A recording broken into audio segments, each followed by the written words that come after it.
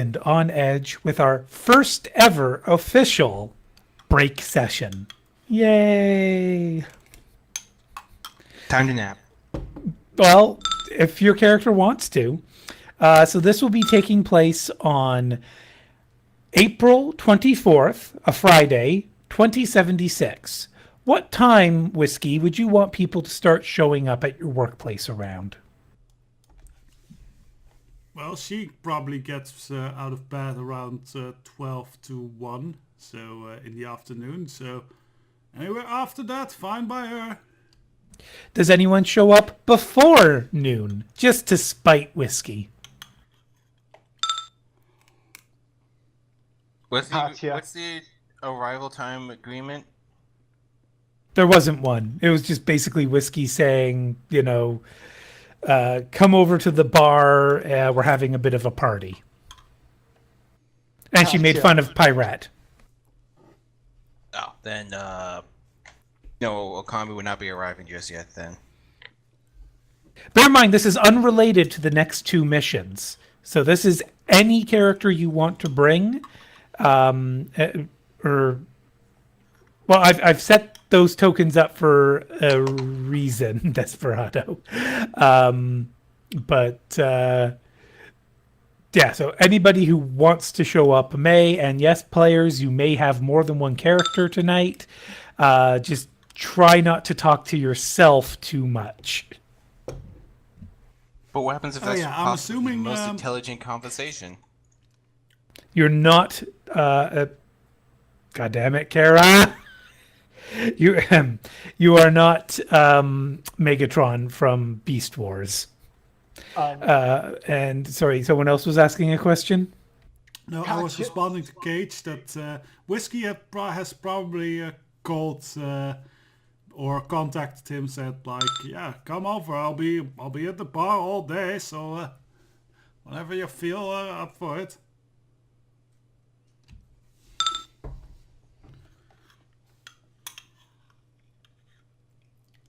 Testing.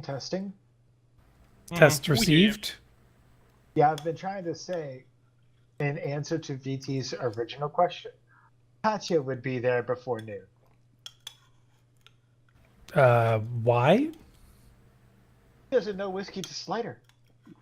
She's just going to be there because she was told, this is where Ace is going to be, so she's there waiting.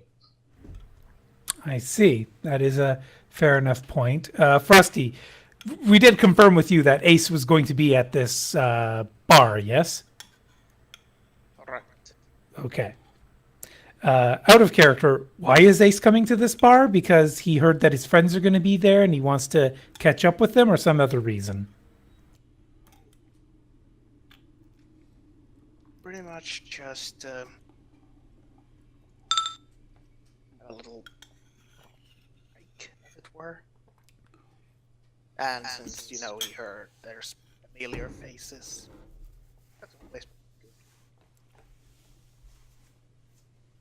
Okay. You are pretty difficult to hear, I'll say. But I'm pretty sure I got what you were saying. And I will also mention that Ace's search for his wife has come up to a lot of dead ends lately. So he might also be feeling a little defeated and possibly looking for help from old friends to continue his efforts to finding his wife, if you feel that is appropriate.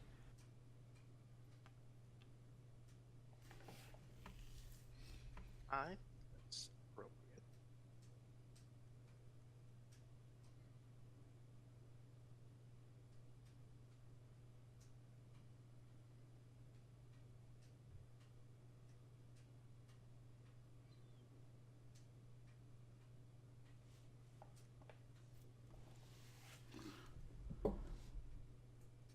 But yeah, so one person would be there early, I heard. Well, earlier than you at the very least. No one else, though?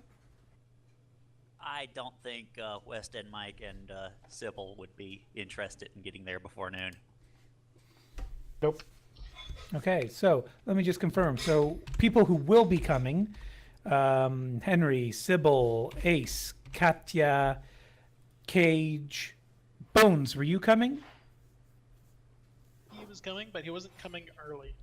So, No, I'm Sorry, yes, finding yes. everybody who's planning to come. Athena and Bones. Athena and Bones, okay. West End Mike, you were planning to. Voin, Okami, were you coming? Yes, but not before noon. No, again, I'm asking who is coming, period. Yes. Okay. Killjoy / Carbon Copy? He's coming. As which personality? All of them? Sorry. I do believe the situation. Carbon copy. Okay. So, I suppose this is Carbon Copy's planning to come here just to kind of introduce himself and try to get to know the people who were sort of involved. He's going to be very confused. He's kind of new to the whole being alive thing. Okay. Smoke, were you going to be attending? Both will show up. Prodigy? No. Bishojo?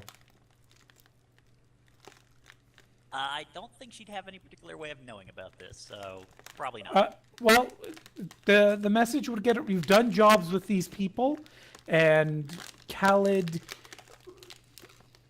if you wanted to have a free fixer added to your contact list, Khalid's there. So, unless Bishojo declined the offer.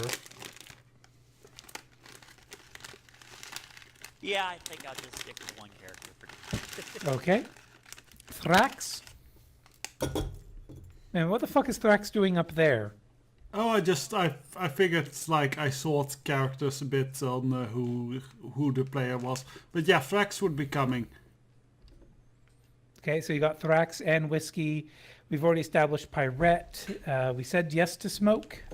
Sorry, I lost my selections because of that. So, was Bones coming? Yes, no? Uh-huh. Okay, sorry, I had a little memory gap there because, like I said, I lost what I was having. Grim, are you coming? Dude, I think you're kind of sick and tired of a lot of these Shadowrun shenanigans for now. Yeah, okay. We said yes to Athena, I believe. Rin, is Rin coming?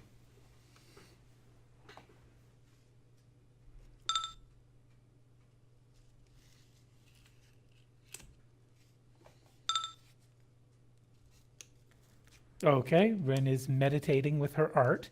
Erennial? He will also come, but she will arrive with a copy. Okay, and have I forgotten to ask anyone about their player characters that they still have in existence? You Oh, forgot shit. to ask about Hauser, however, he will not be attending. Ah, and Heinrich, of course. Yes. Heinrich would not appearing because he's dealing with things at this current moment, aka training montage. And as for Hauser, he's at the shipping yard, hoping that his next weapon shipment comes in. Okay, so there is a blank Hammersmith map, and just want to confirm that all the characters that people wanted to have attend are present on that map.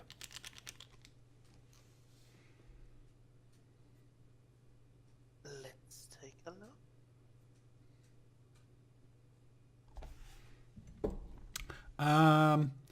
I think I want to make a common sense roll for Thrax to see if he brings his dogs along.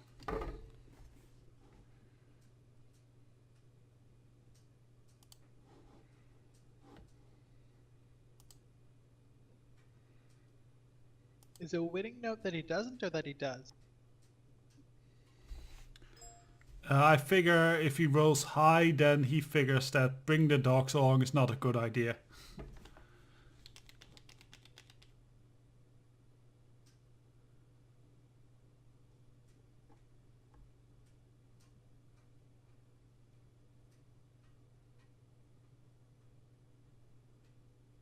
That might actually be a good thing.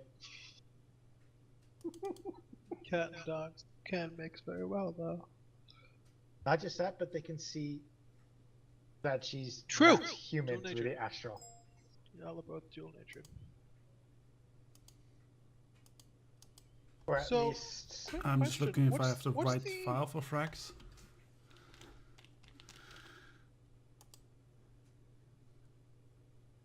Sorry, what's the what now? What's the criteria you're sorting the characters based on? The player who owns them. Okay, then I'm gonna move Doc away from Cage, because Yeah, sorry, that got shifted. Okay. My apologies. that was the main thing that split me off of that idea is because you split my characters apart. Okay. And Thrax will be bringing his dogs along. Oh, and Henry is not coming? It's literally just Voin tonight, Kara?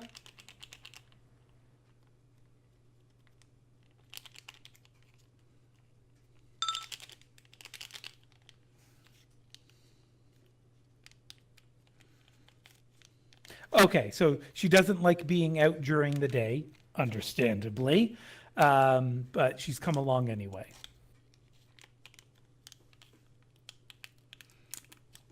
Yeah, and Thrax also won't be showing up until evening because one of his doggies doesn't like to be out during the day.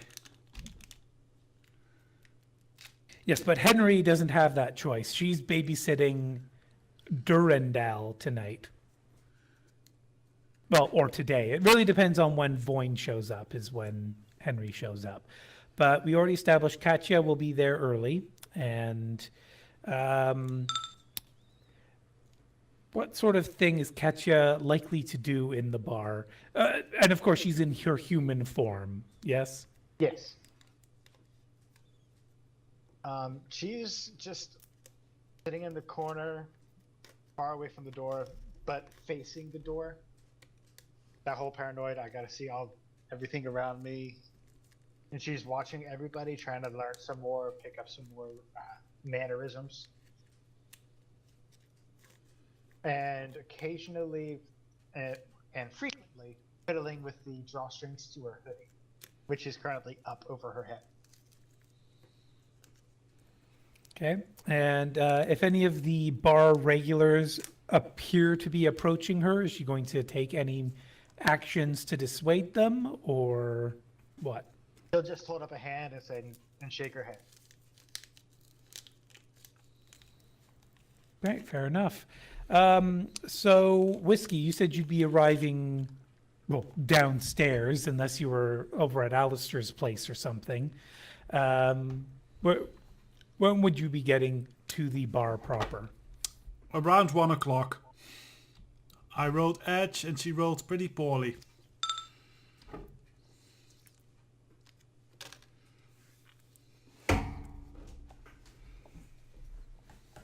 Pirate, when would you be arriving?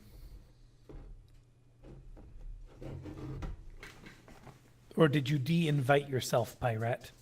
No, Pirate's gonna be showing up probably about 11-ish, 11:30-ish, just to make sure her sister is not completely shit-faced before the. So you're saying 11 in the morning or 11 at night? What time is this supposed to be? Noon or midnight? It would be happening around whenever people arrive, but Whiskey isn't getting out of bed until afternoon. Yeah, I guess she'll be there just to make sure her sister's for a neat meet and greet like this. Try to make her sister look less like a Neanderthal. Yes, no, but so does that mean you're going straight to your sister's room to try and help her clean up, or what do you mean by that? Yeah, try to just help clean up her appearance. Whiskey, are you going to let your sister come in and dictate how to look? Maybe not dictating, but at least trying to come on, let's just do something with your hair. Well, security is pretty flimsy around Whiskey's room, so she probably could get in if Pirate really wanted. But Whiskey would do not one be light. appreciative. I do one light knock and the door just swings open on its own. Okay. I think it's not far off, given what I remember of the traits of Whiskey's place. You could go to gear and lifestyle to view the details on that.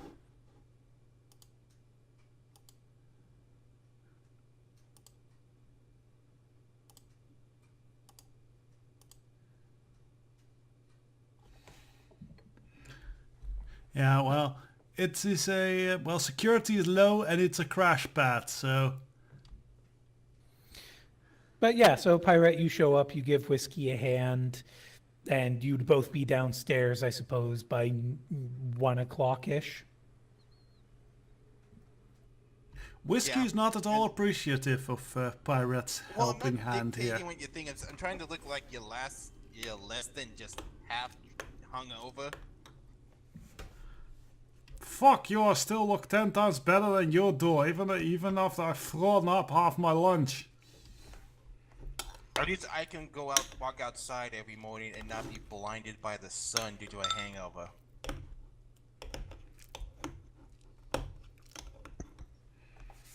And I can do striptease shows at night, so I'm better.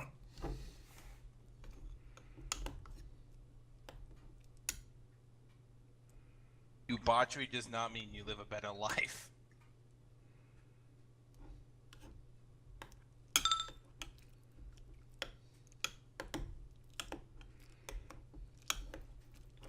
So after a few barbs exchanged between the sisters, Whiskey would dress how she wants to dress, fuck Pirate's opinion, and head on down to her job, yes? Yes, indeed. So is anyone arriving around 1 o'clock?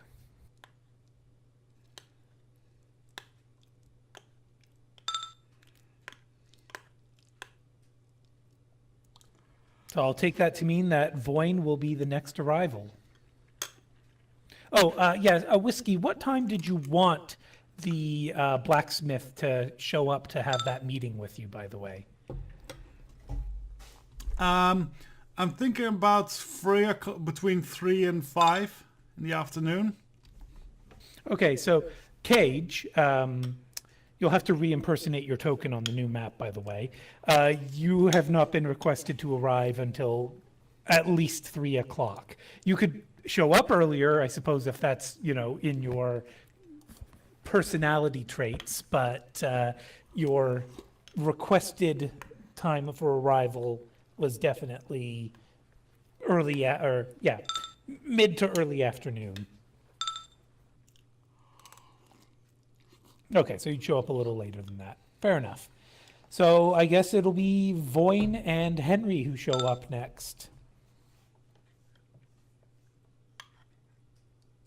Hello, no, not Void. What's our current cover story? Because the name probably changed when we left Russia. Which I think is totally appropriate that Pirate can't keep that straight, but let's have Kara describe her entry first, just in case, Did Kara already send the link with Voin's new hairstyle? I don't believe so.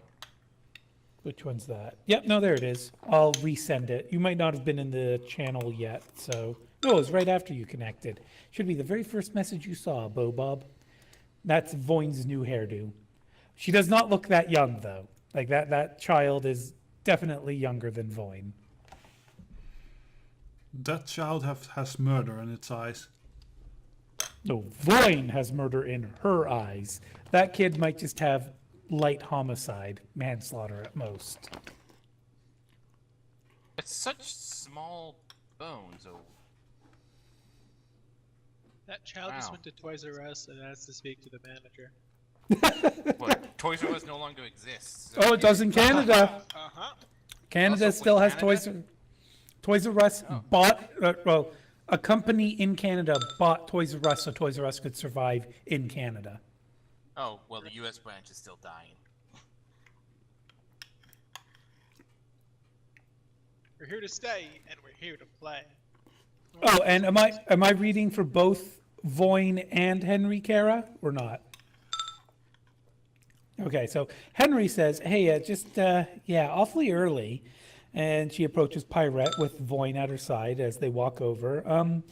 So like you remember Durandal, right? She motions towards the person previously known as Daya. Yeah. I know.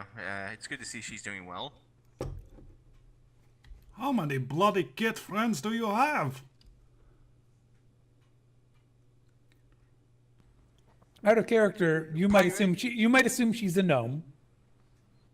Pirate honestly contemplates, physically for a moment, contemplates having Voin show her stuffed to Whiskey. And Voin, or as she's now Durandal, will say, "I am not a kid," and she says it flatly. Oh, you're also gnomes, right? I get you. Well, it's good that you find like a little club for yourself. Maybe you can, like, you know, try and make And it then she more- says, "No, I am not a gnome." Yeah, well, tiny dwarf then, whatever. Regardless, you people you should just like arrange like a dating club, cause Sis really needs to get out more. Durandale, if at any point you feel like you need to prove a point to my sister here, right ahead. Just don't permanently harm her, please.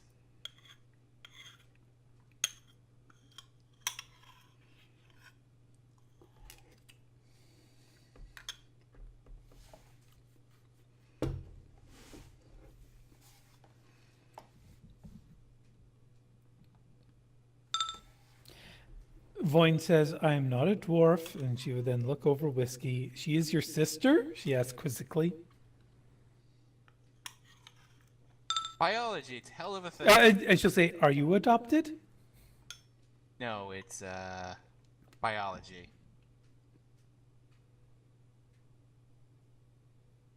We it's a unique family life, but she's my flesh and blood sister. Says you.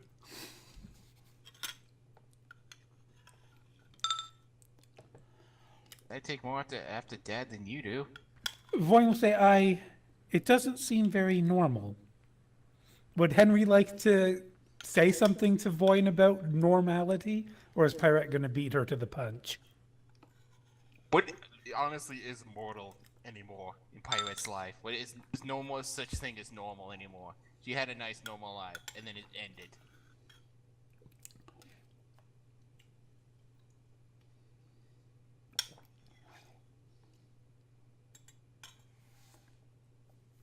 So the party's starting off pretty awkwardly by the looks of it. What is Henry up to exactly, Kara? Or is she just like distracted to whole hell?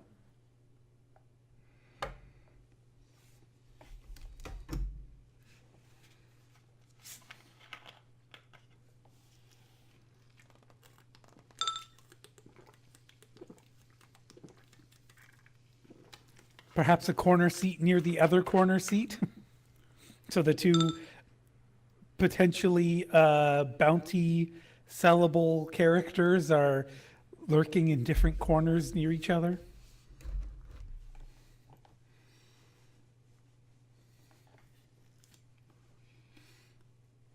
And Hunter, as a reminder, Katya is dual-natured, which means she's always capable of a sensing. I remembered she's currently rolling an active perception on the newcomers. Perception or sensing, remember, they're different skills. Well, she doesn't have a reason to sense them yet. Just going to perceive them.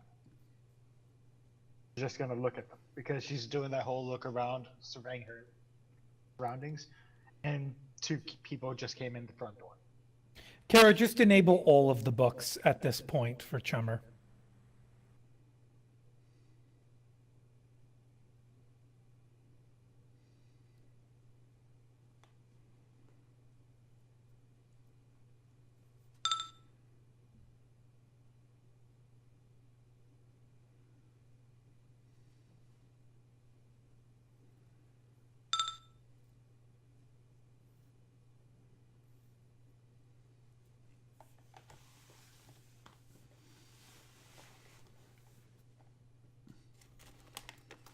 What do my cat eyes see?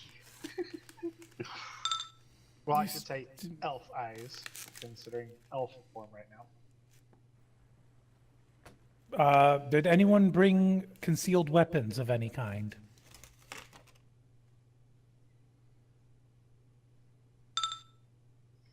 Not yet.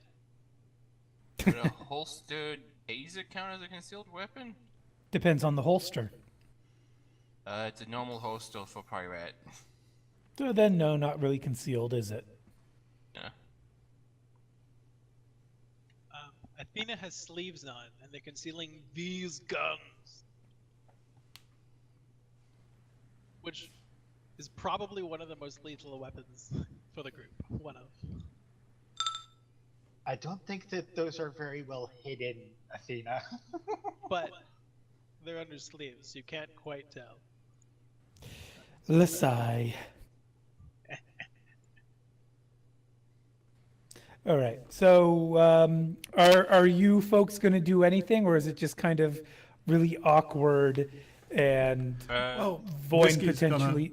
Sorry, Whiskey's doing something. Whiskey's gonna offer them. So what do you all want to drink? Eh?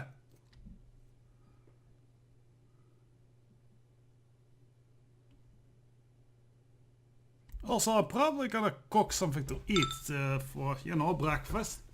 So if you all want some, I can make some extra. Voin will say, "I will have something sweet."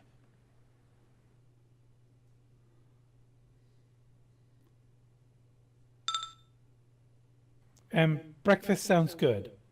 Also, Kara, if Chummer continues to give you problems, I've sent the data files to you that you can use to potentially, like, it's most likely Henry's sheet that's probably giving you errors. Oh, there's no problem now. Okay.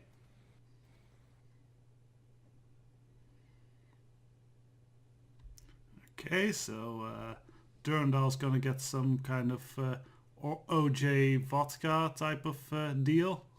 A pirate would have interrupted and said nothing alcoholic for her. All right, coffee for you.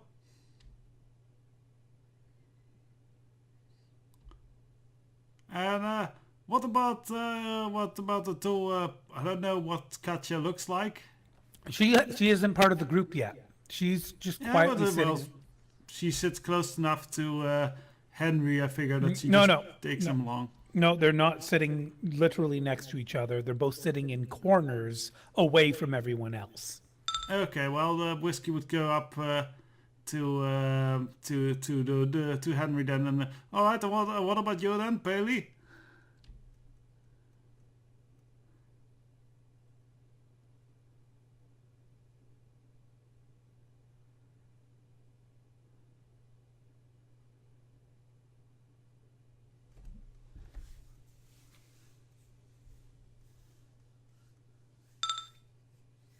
Just, huh? Oh,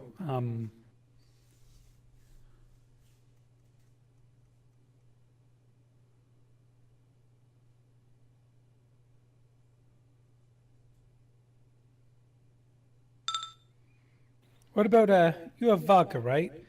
Oh, on the rocks with a little water. Oh, you're going straight forward. I like it. Sure thing. Kara, Henry's. She would have had bad experiences with alcohol lately. And, back in the Hammer, she used to drink, but, something about alcohol now that she's been in Europe, something about it's just not been sitting right with her. And it's been making it, like, every time she has it, she feels worse.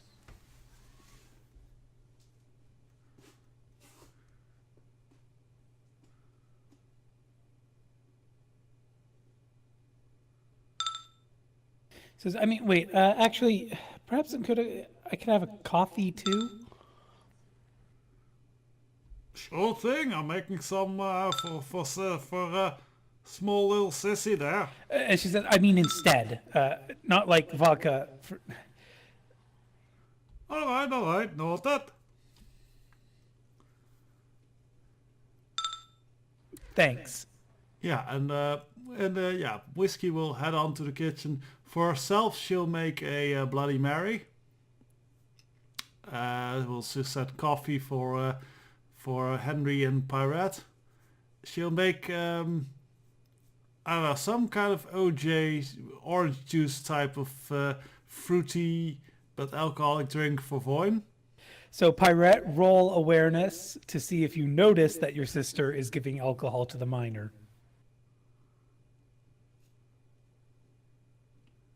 Hey, she said she was not a kid.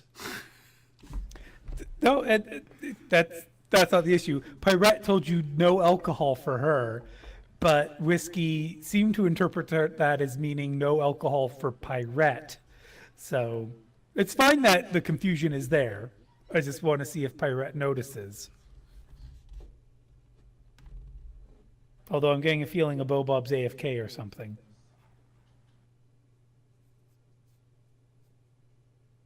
I'm eating some crunchy candy, so I don't want to carry that over the mic. Yummy! Stop you from typing.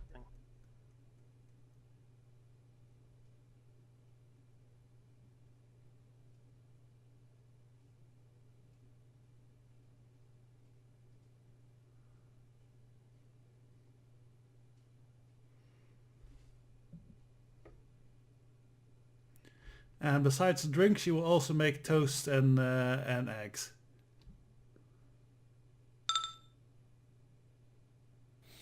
Pirate, you are too distracted to notice that Voin is receiving alcohol in her beverage.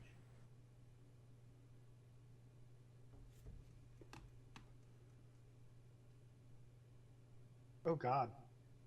Drunk Void. Wouldn't be the first time. She will say, "Thank you very much. I don't know your name."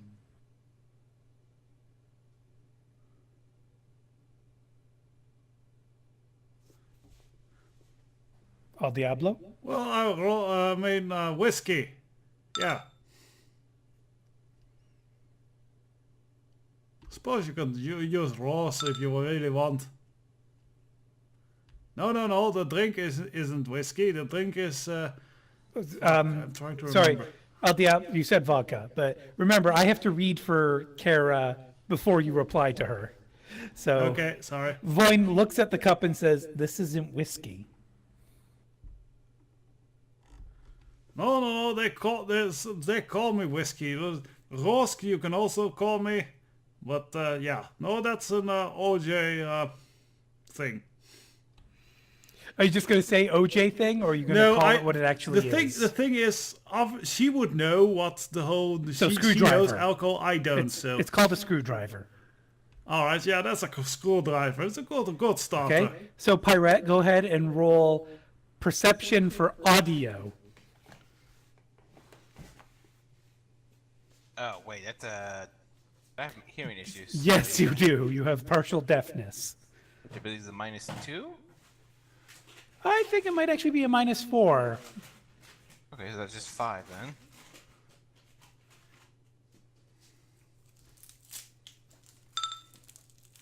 Nope.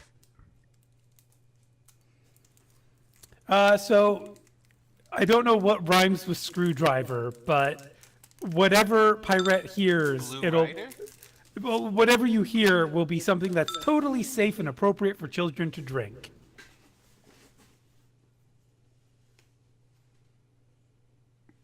The screwdriver, you probably hear Common Rider. I was like, wait, what? Oh, no. Whatever you hear is something you believe safe for a child to drink. So it's going to be like a name brand or something of some soda or pop or fruit juice or something. Cool diver. That works. It's like one of those new kid drinks or something, whatever. Never really trusted those energy drinks.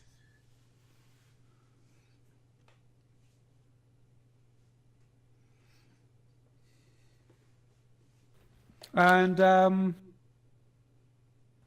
imagine Voin would comment on this party sucking before anyone else shows up. I will say there are other regulars in the bar who aren't Shadowrunners. So there are random, just lowlives and civilians. About how full would you say it is? It's a pretty big room, and there's maybe 10 people in it so far, yourselves included. Okay, then So- Katya's not gonna feel extra paranoid and try to sneak in the corner and try to disappear. So you're saying there's too many people there for her? Not enough yet. Well, then you don't have to say anything then. You only have That's to. what I was asking. Yes, but like right. So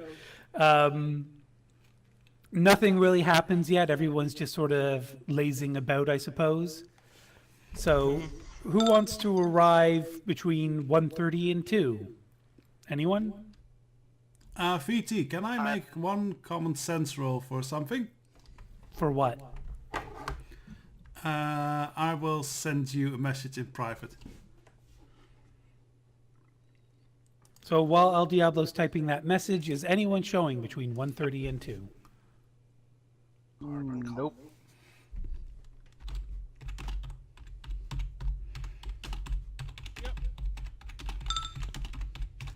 Those of you who are coming, just go ahead and just drag your token up to like here-ish.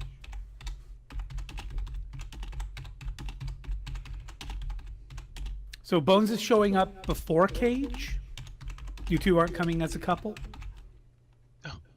I don't think that they're a couple.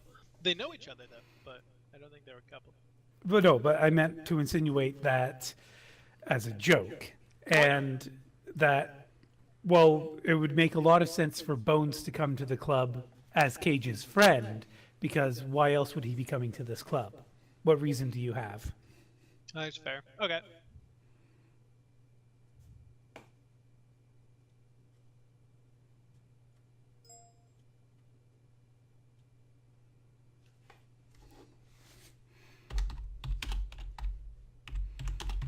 So Athena won't recognize Carbon Copy for any reason, Nope. because she doesn't follow politics, does she? Correct. Okay. So yeah, which of you wants to arrive first, or are you two arriving at the same time? Oh, it'll be fun to arrive at the same time, and then Athena holds the door open for Carbon Copy.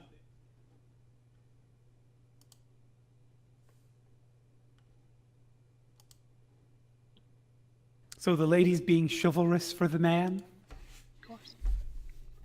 That sounds like fun. The way, can you hear me? You're very quiet, but yes.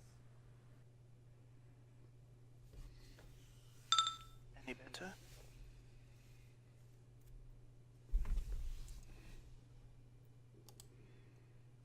Try speaking now, Frosty. How about now? I turned the volume up on my end. It's a bit better. Oh, Kara, being a troll.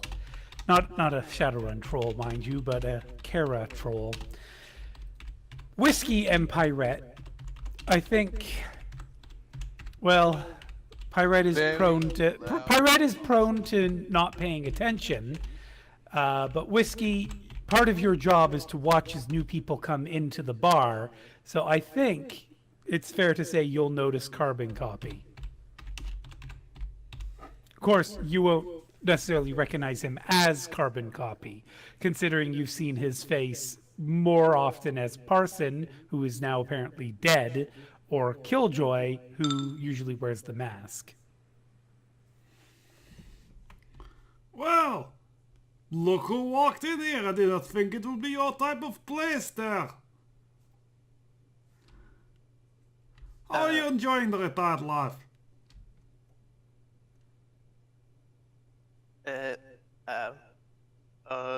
I came because I got invitation.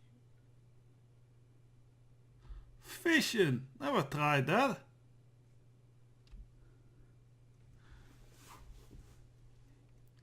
Anyways, what can I pour you to?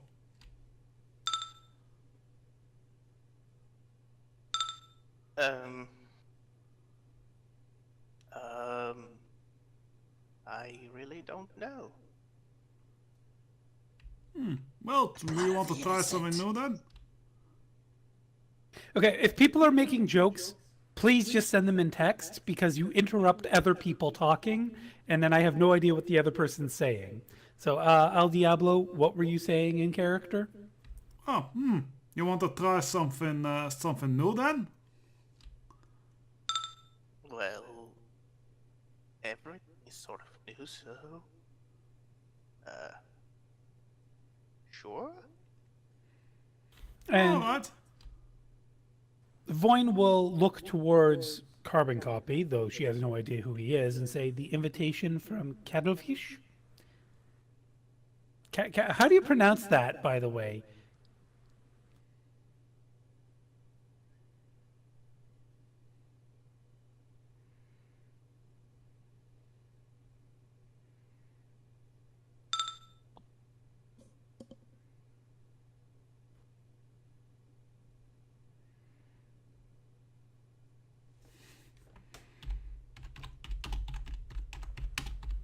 Oh, God damn it, I muted myself, didn't I? Athena, I believe Whiskey also asked you what you would like. Oh, I think that question was before. Take a whiskey on the rocks. Pow chicka pow wow. Sorry, I should have listened to my own advice. Sorry. But to You be are fair, a woman of taste. no one was talking at the same time I was, though. But Athena, will you saddle up next to Pyrette and Voin, or over with? You've worked with Henry, yeah. Would you go over to Henry? Did you even notice Henry hiding in the corner? I'm pretty sure that she has fairly strong perceptive skills, so she would have noticed. So she probably would have done like a wave, like a wave of the fingers, like a hand raise and a wave towards her, and then a slightly questionative look as she's sitting really far away, and then go sit towards Pyrette and Durandal. That's a new one. Well, you don't have that name. Oh, that's true. Yeah. So you'd recognize her as Dea, because you have worked with her before, I imagine. Yes. Yeah. So.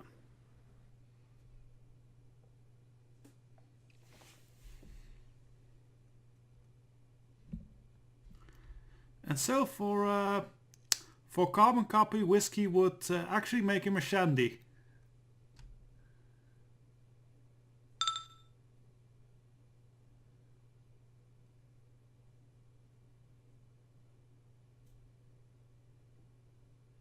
Which I believe is beer with Sprite, from what I remember. That sounds something that Carbon Copy would. Well, he probably should take at this point. Okay. And Carbon Copy would also be sitting with the others that are grouped up. Well, he probably recognizes Pirate and, of course, Whiskey, but the others, not so much. But they're all together anyway, so. The only two who are separate are Henry and Katya, and no one has acknowledged Katya yet. Speaking of, though, Carbon Copy, Athena, were either of you carrying anything concealed? No. Let me see. Did Killjoy bring his mask, muling Carbon Copy with it?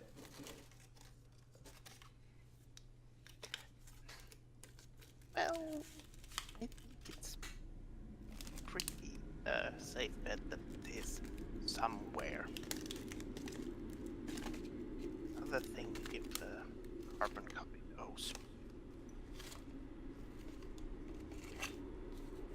Basically, Carbon Copy has a blind spot to the mask. He just sort of, he can pick it up and he can handle it, but he won't really acknowledge its existence. He's just sort of something that he tucks away in his jacket or in his bag or whatever. Kind of like the One Ring. Thinking more along the line of the Green Goblin. And when I'm looking closely, I mean, technically he has a hidden weapon. What's the concealable rating on that weapon? I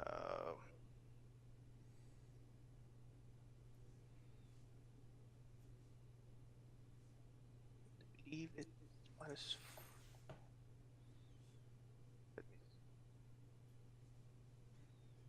Concealability should appear, I believe, on the right-hand side of the weapon information tab. Give me a sec. Might have moved something. Yeah, it's a plus or minus. I think I was looking at -6 before I accidentally moved something. I'll be right back. Sorry.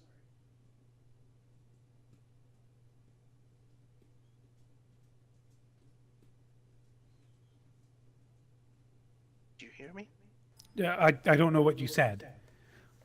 It I sounded think like it you were was saying. -6 before I moved something. I'm opening the file again.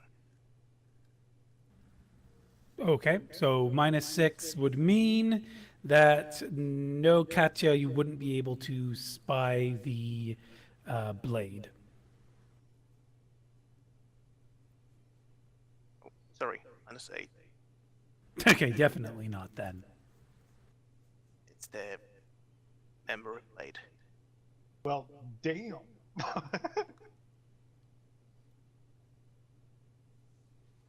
It's probably pretty hard to spot because it doesn't look like a blade or a weapon. At this point, What seeing- is it? Sorry, what was that, Hunter? At this point, seeing how the group is growing over there, her eyes are going over in that direction more than anywhere else besides the door.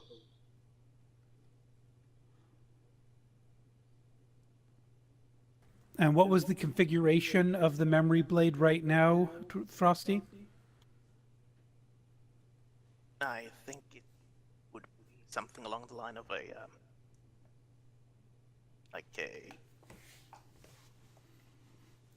ornament, medallion or something like that in his pocket. Sorry, a what? If I remember correctly, the memory blade can be, quote unquote, be molded something else, and when you activate it, it turns into the original blade. Yes, but conservation of mass must be adhered to. So you could have it as Well, a cane or a belt or, something of that nature. Probably a belt or belt. Okay, so your sword right now is a belt that's around your midsection. Sound good? Yep. Okay. I didn't realize it was actually a sword. Well, it has a reach value of at least 1, doesn't it? It does. Yeah, so that means it's at least, 1/3 of a meter long, at least. That's pretty cool.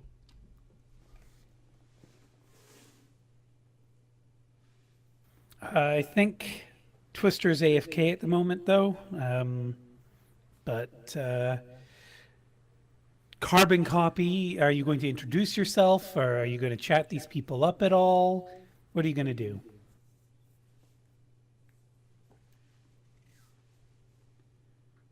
Well, I think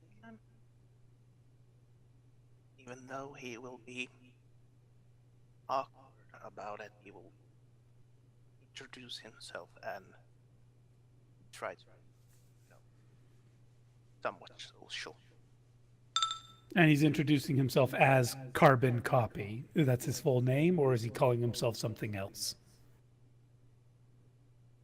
Carbon copy. I can be also called CC. Easier. So Athena, Voin, Pirate, Whiskey comments on this guy and his bizarre name. Yeah, Whiskey would definitely. Voin will say, I like the name CC.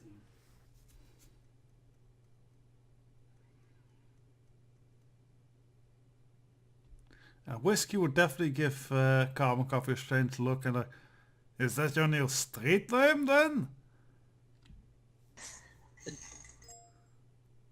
Pirate would just go like, do remember the conversations he had with us, right? Where he explained everything. Yeah, a little bit.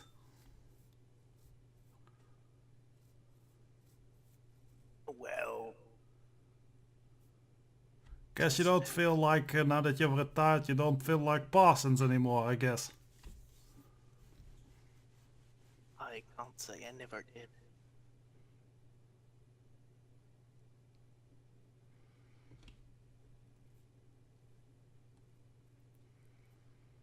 But apparently I was like him, so it makes me a copy. An exact copy. A carbon copy.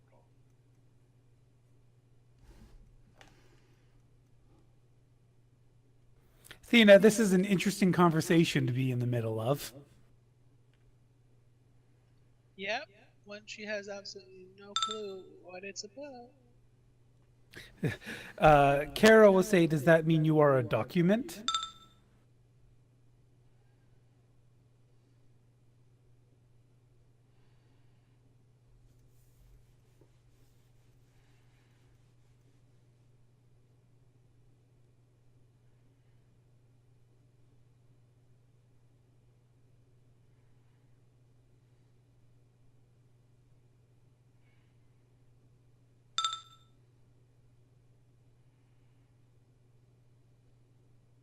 Do you have a special request for who you want reading for you, Frosty, or is it just going to be the GM?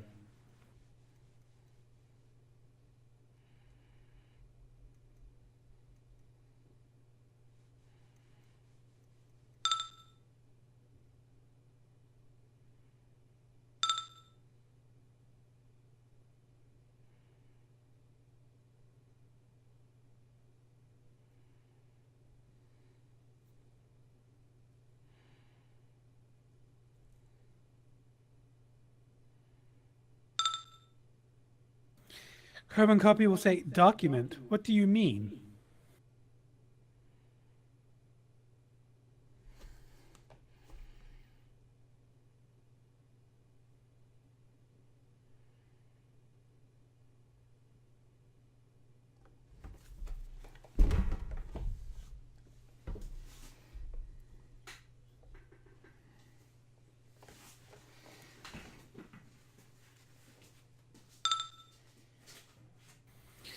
Voin will say, I read that documents, sometimes legal documents, would have carbon copies to retain information. You said you are a carbon copy.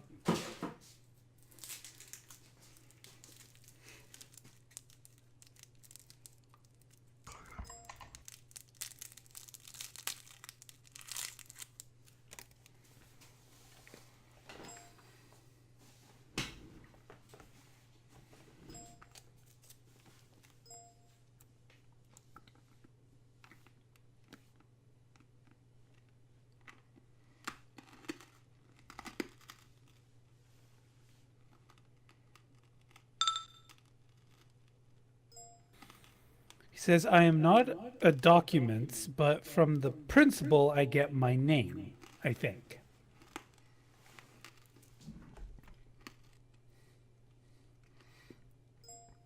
Isn't that also something you do with emails? Or messages?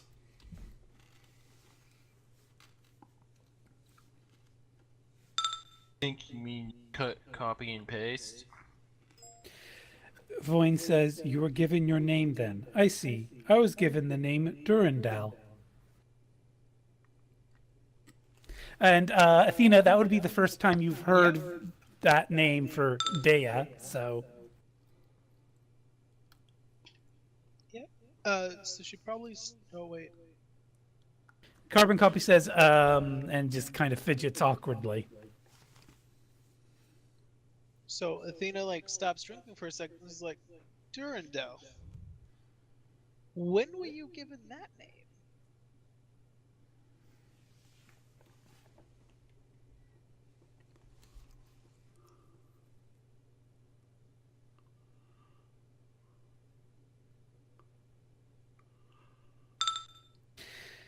She says, recently, since we left where we were once were, but not anymore.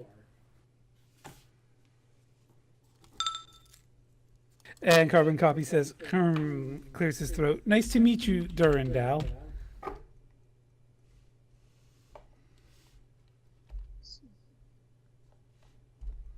Are you a leprechaun by any chance, Durandal? And she'll say, it is nice to meet you as well, Cece. And she says, I am not a leprechaun. Oh, you sure have a tongue for riddles.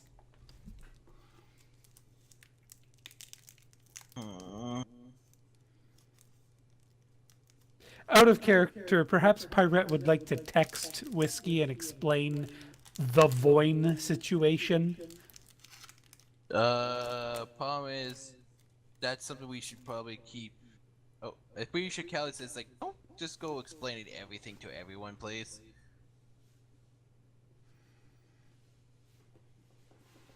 Pretty sure Callie would go along the line of who's allowed to be in on the know on that.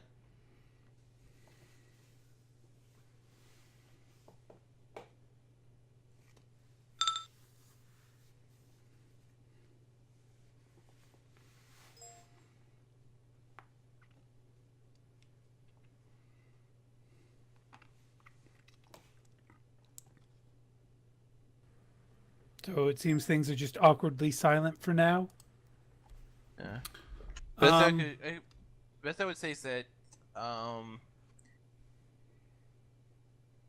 the way I guess I would explain it is just that, she's a enhanced human, and she could probably easily toss you through the front window. Oh, we should try that out sometime then.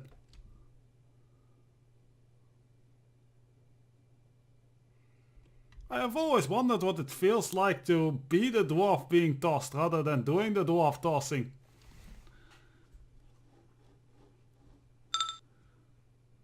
I think these are being sent privately, Kara, as text messages between the two. Oh, are they? Yeah. Yeah. Okay.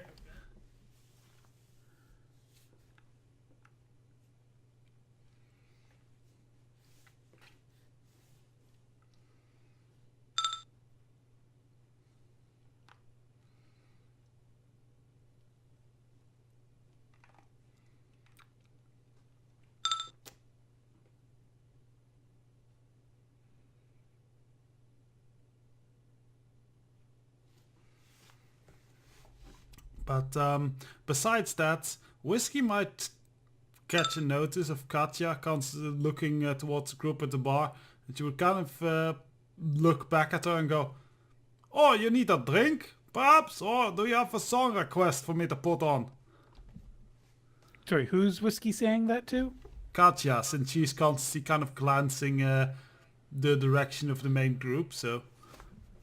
So you think Whiskey's paying enough attention to notice? I think so. She knows the bar duties, which is why she's assuming that, yeah, she's basically just looking for bar service. That's what she's thinking. Okay, Katja, any response to the big troll lady? Well, I guess that technically small troll lady who, compared to other trolls.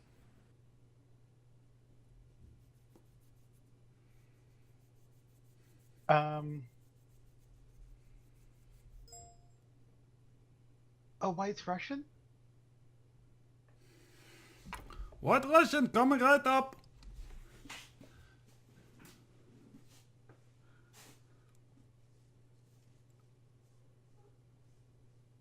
Also, Desperado, may I ask you to read on behalf of Carbon Copy, just so that I'm not talking to myself for multiple characters, please? Sure.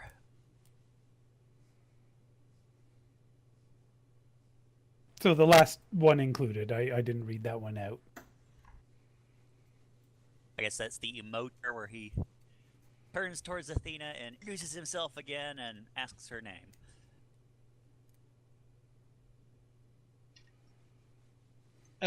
Athena would smile, take another swig, put the glass down, put her hand out, introduce herself.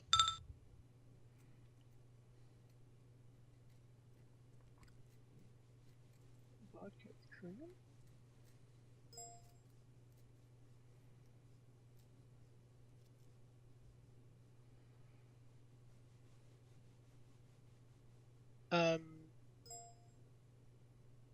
But anyways, she, after introducing herself and everything, she'd ask if he was like new to the team.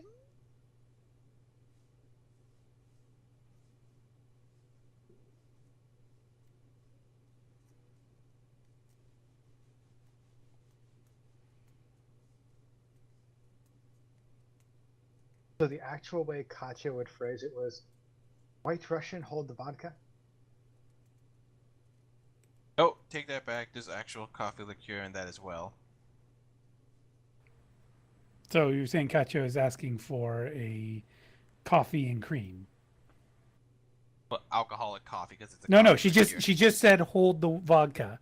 So, Hunter.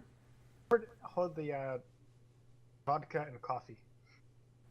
Okay, so whiskey. You were asked for a White Russian, but hold the vodka and hold the coffee. That's a glass of cream. I'll get it to you, sure. Bear in mind, whiskey, that you'd use a soy-based cream substitute, and it wouldn't dawn on you that anyone would ask for anything other than that, because real cream is expensive. Yes, obviously. Same with like earlier they served like eggs and toast. Those would also obviously be I don't know, soy eggs and I don't know. Soy toast. Yeah. Yeah. So I'm gonna assume that when it finally comes over, Katya tries it and it's like, yeah. When the time comes, yes, it will not be a pleasing taste for her. Desperado.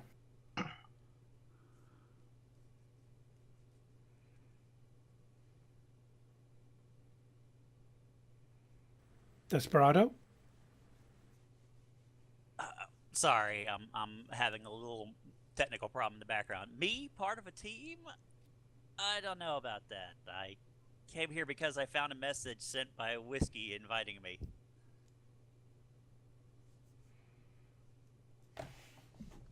Well, last time we were at the bar, you ended up stabbing me, so that's bound to be fun again.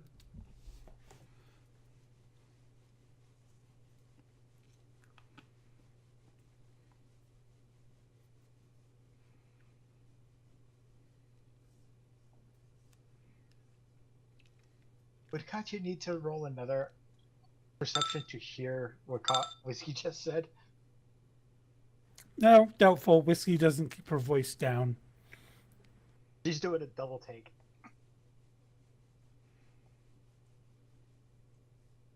Wait, what? I stabbed you? What?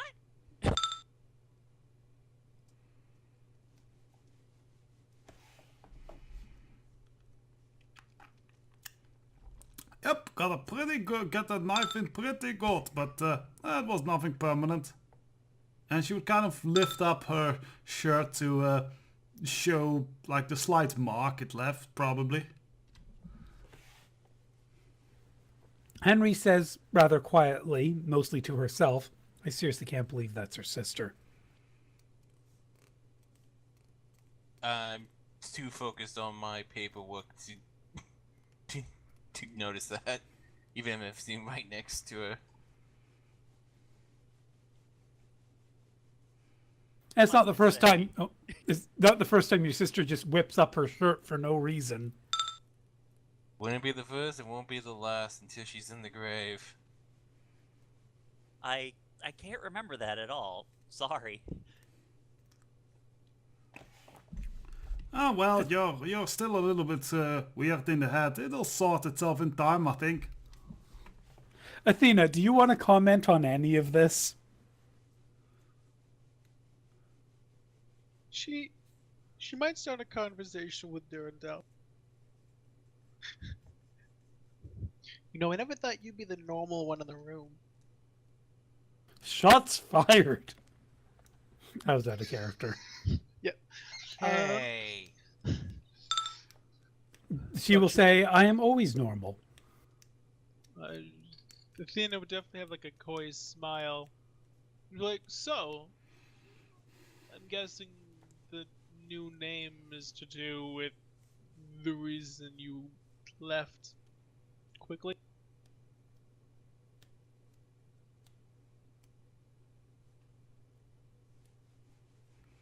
Out of character. Am I wrong in remembering that Boyne, Smoke, and the crew were the last ones to leave Russia?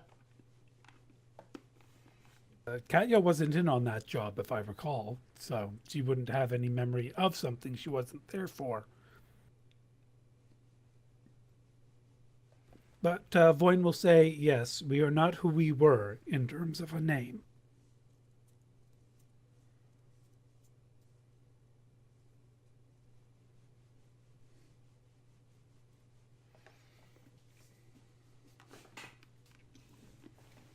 It looks like another awkward silence descends upon the group. Whiskey would serve up the drink to Katya. Katya would be unimpressed. So, Katya, are you going to say or do anything, or just leave it aside? He's gonna do the. This might not be proper, but she's gonna just knock the glass between her hands for a little bit, playing with it instead of her drawstrings on her hoodie for the whole motion thing. And it's just going to be absent-minded. So she's just fidgeting with the glass of simulated cream. Yeah.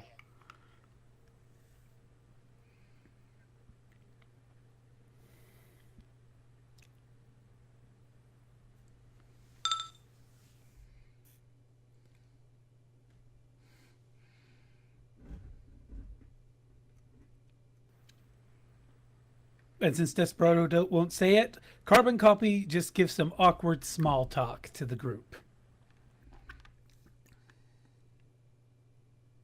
So yeah, basically, awkward silence, it sounds like. So who wants to show up next? It's probably getting close to 2 o'clock, potentially.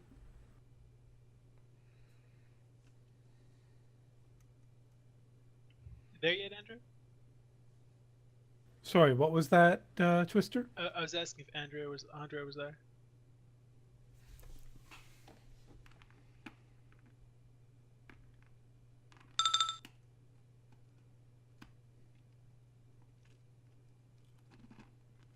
Would you like to join in or no? He said he was planning to arrive at 3 because that's when he was Ah, specifically asked to show up. okay. So I saw Okami, Erenial, and Smoke all moved. Who wants to be arriving first?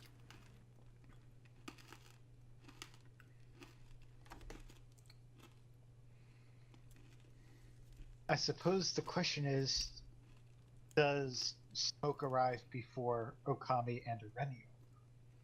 Because since I think Okami and Erenial will come from the same place, they'll arrive together. So I suppose that falls on a Bob's lap. Yeah, I'll let you have Smoke go first. So basically, Smoke comes in wearing a leather jacket and kind of with a hood on his clothing, not wearing his usual nice clothes. And just walks right up to the group and goes, "What's up? Hey, pirate." Pirate ignores you and focuses on her paperwork and scientific formulas. And Well, out of yes. character, I do believe Smoke has met both Voin and well, of course he's met Voin. He was back in the Hammer, so he has met Athena as well. So Yes. Yes. the new faces are Whiskey and Carbon Copy. Yeah, Oh, it's just the and- most familiar face is pirate. Voin will say, "Hello, Smoke." Was Smoke there when Dea became Durandal? No one's really like. So far, it's been Henry, Pirate, and then Athena, who's learnt the new name. Hey there, how you doing? Whoa, that is really crinkly, whoever just did that. A bow bob. Sorry, Smoke- that was mute. Yeah, Smoke looks down at Dea and goes, "Hey there, how you doing? How's your mom?"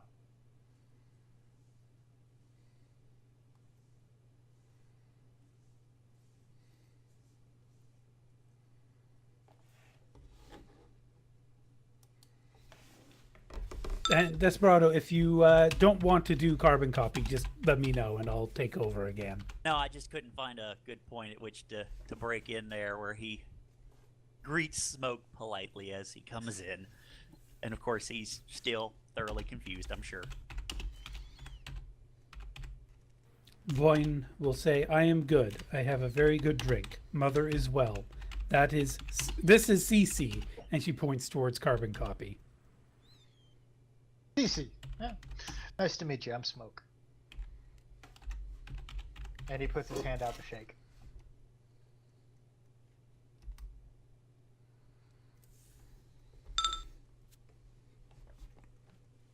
Carbon And then, copy will shake his hand. and then Smoke holds his hand out to Athena. Been a while, Athena. How you doing? Swell, as per usual. Good, good.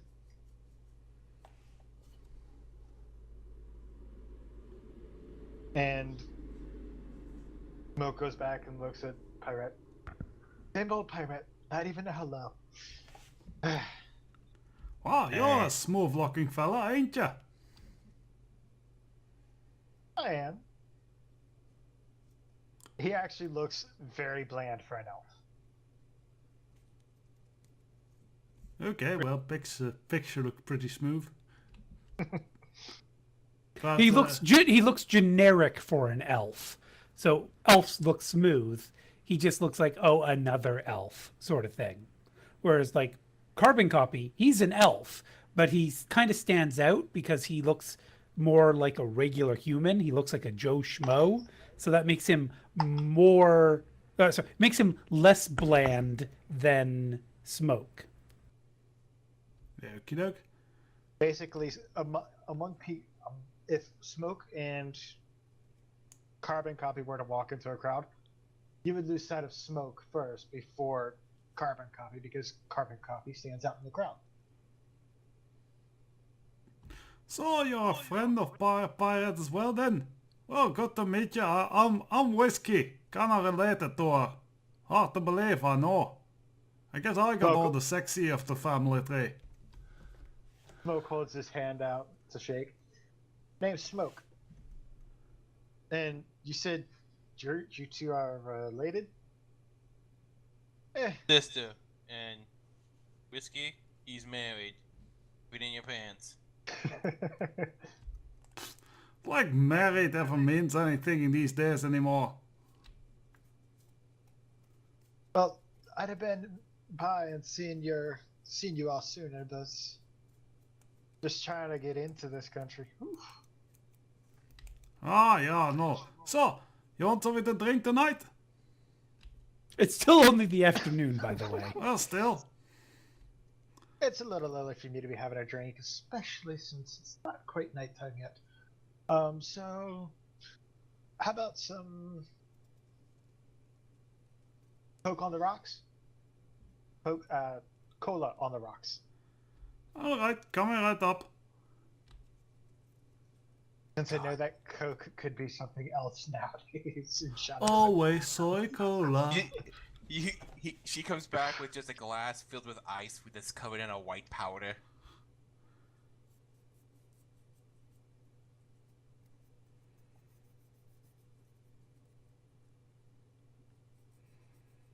Well, I remember that BT told me that Coke for soda no longer means just soda.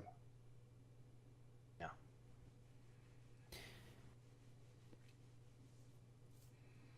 Anyone else going to do any chit chat or action? It looks like Frosty's typing something. Okay, we'll just wait for that then.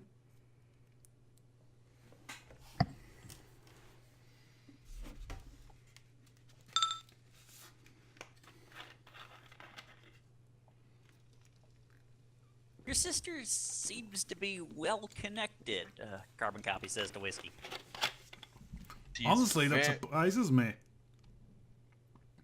I've known her for been what, a couple years, Pirate? She never seemed like a social butterfly. Still doesn't, really. co-workers. This is about what she says over her paperwork. Yeah. Done quite a few jobs with Pirate, so.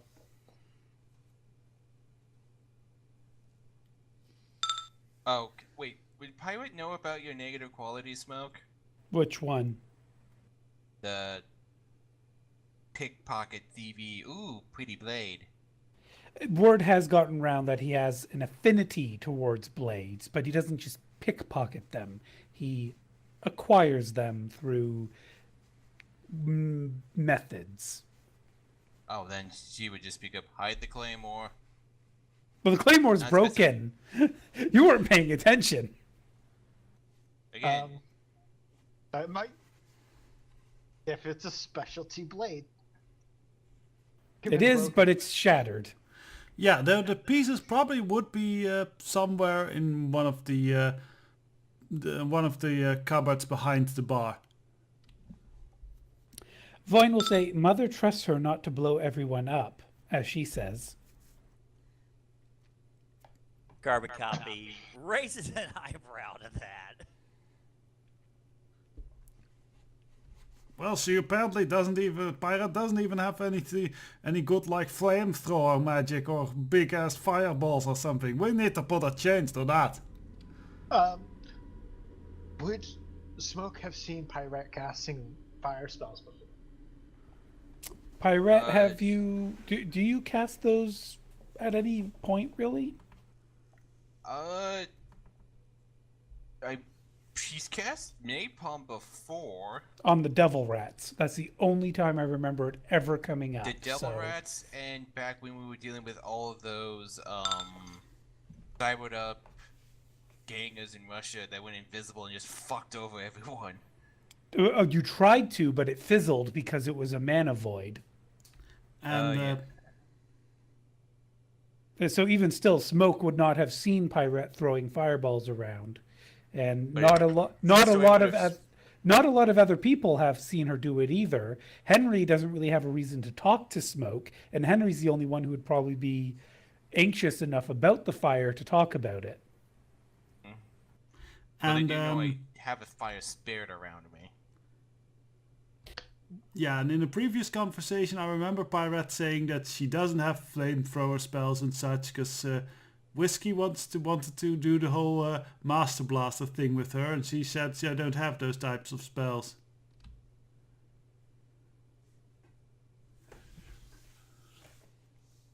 At the very least, she said she's not going to use those kind of spells while riding on your shoulders.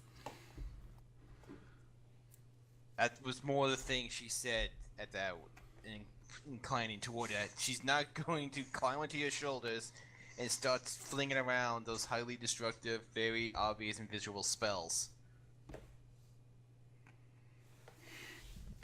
But look! And she holds up the coaster, and she's been like doodling a picture of a very bad picture of Whiskey and Pirate riding on her shoulder, throwing fiery things from her hand.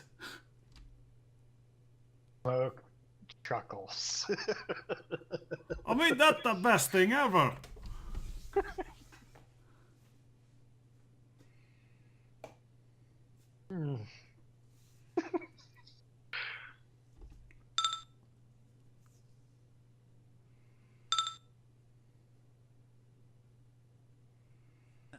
Carbon Copy. Well, that's unexpected.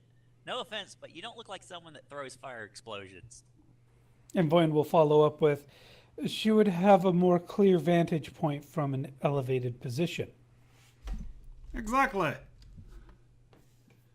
And more importantly, I don't have to throw out the fire if I can just pre-plan and leave an IED.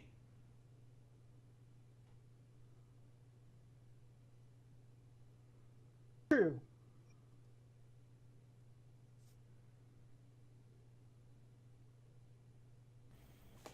Twister, Athena didn't want to pitch into any of this? I don't. Well, I don't really know what to comment, honestly. And if a pro makes it, it could still be improvised.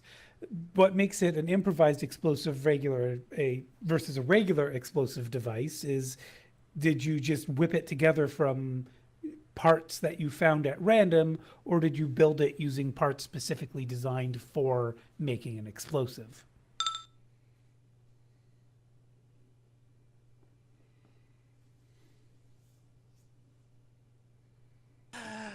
Okay, now you're making a carbon copy with the mentions of IEDs.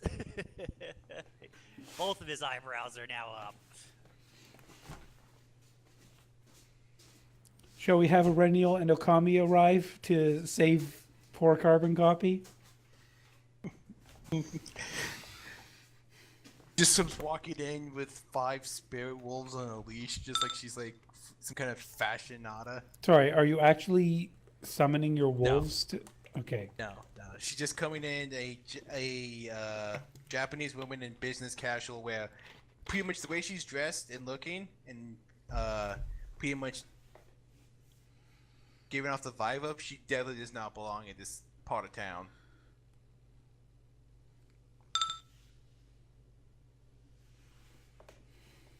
And would Okami or Aurenial have any concealed weapons or other items?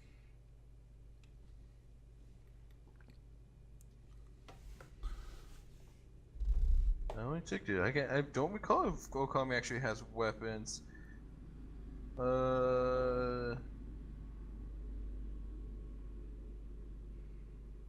Aurelio does not. And is Aurenial wearing what to the bar? She's wearing a kimono. So she also, the two of them stand out significantly. If I remember correctly, she's wearing her red kimono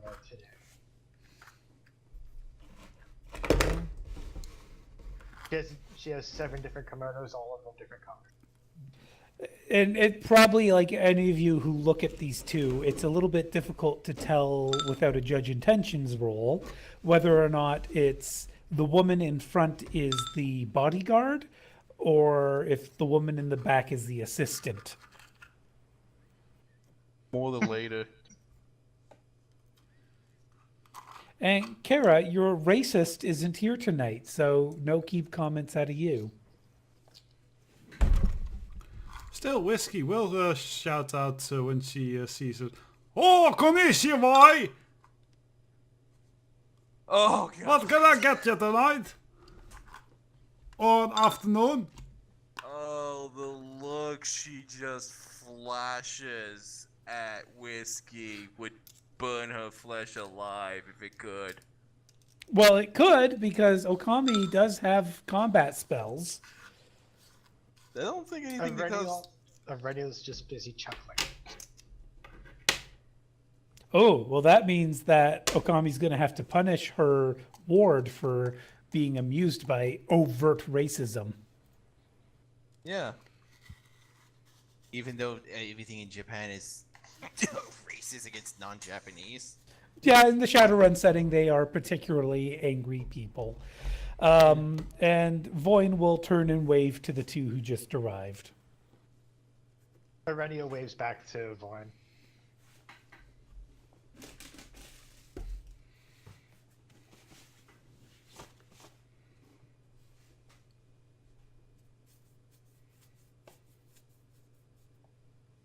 Okami's gonna go to where she sees the people she recognizes and try to find the cleanest, the least defiled chair or thing she could sit on.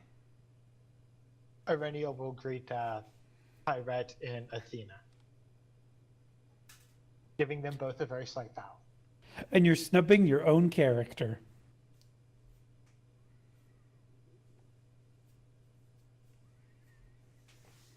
Athena will definitely smile and wave again. And then she will turn to Smoke and say, hello. It's the fact that Tyrette and Athena both nearly died next to her, so... Go. Ass is kicked by that invisible ganger. Yeah. Carbon copy will go over and greet these two newcomers. And Voin says, "Are you here because of the whiskey or the?" Oh, out of character, Kara. Whiskey sent the message to Khaled, and Khaled CC'd everybody because that's what Whiskey asked her to do.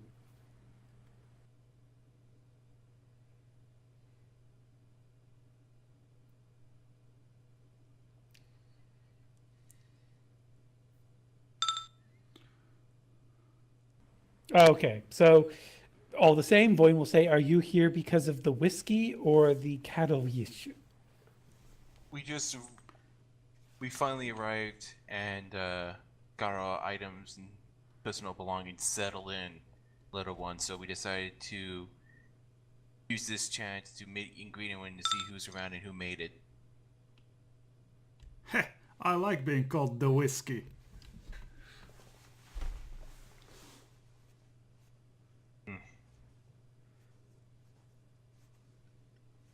And just a reminder, when you have more than one character in a scene, be sure to specify which of your characters is speaking. So where is it? Oh, there it is. Or just literally by saying their name out loud before you Yeah. speak.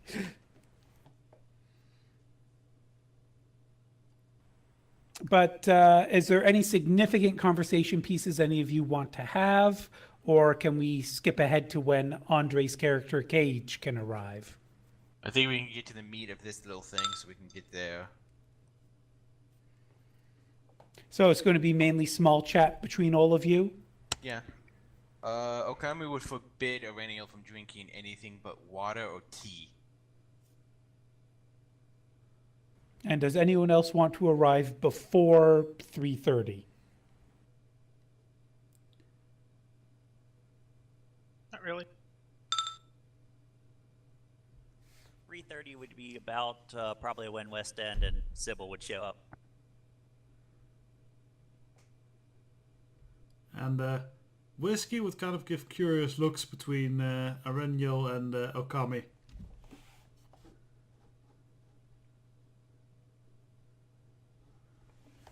And Frosty, what about Ace?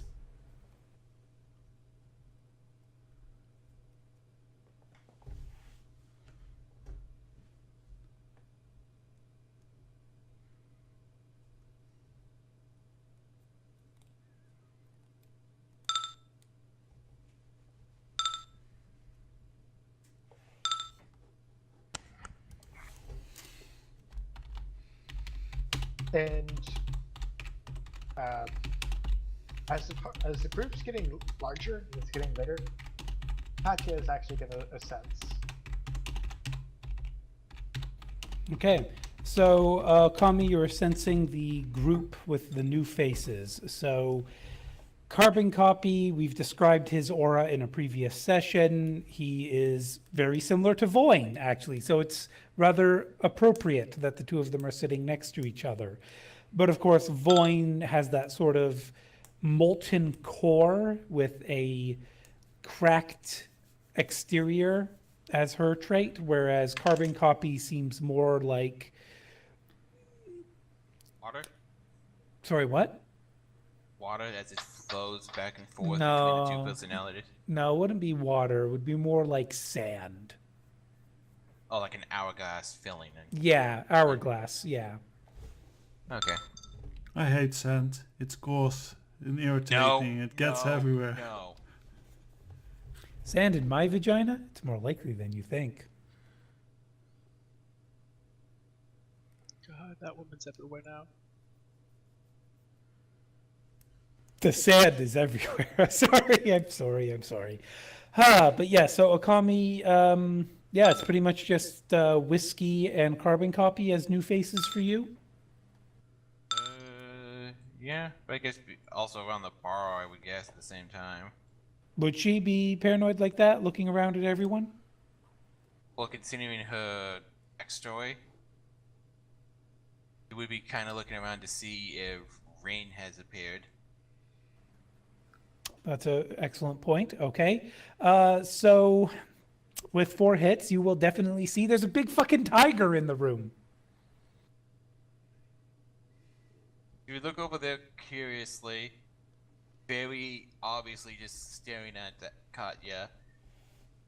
Then she would turn off her magical senses and just see what it looks like outside of the astral plane. To which you would see a average looking elf woman who's a bit pale, but elves can be a bit pale. I mean, just look at Aurelial. Yes.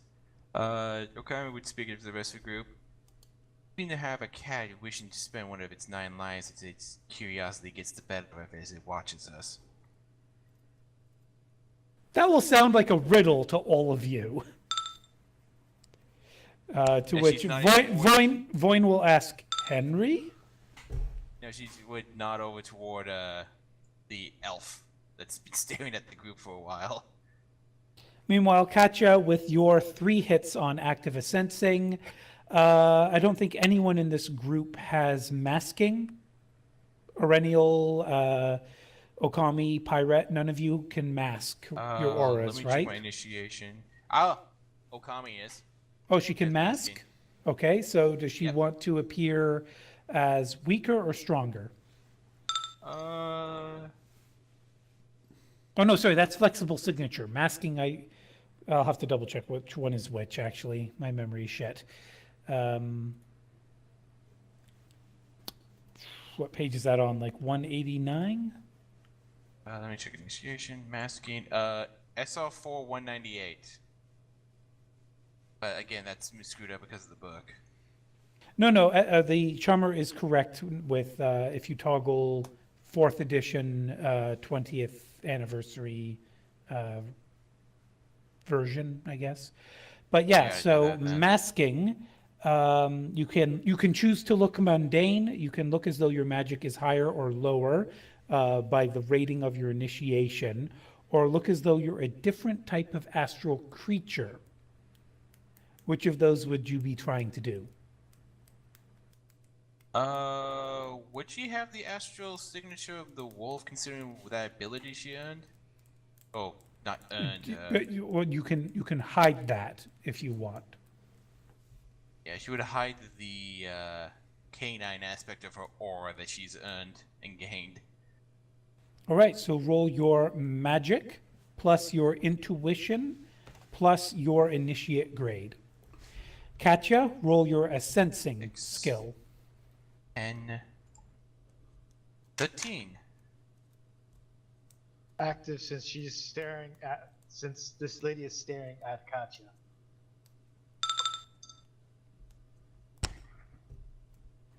Defender wins, which in this case technically is. Isn't the one who was just trying to hide their presence? That wouldn't that be Okay, like hold on. I'm reading this.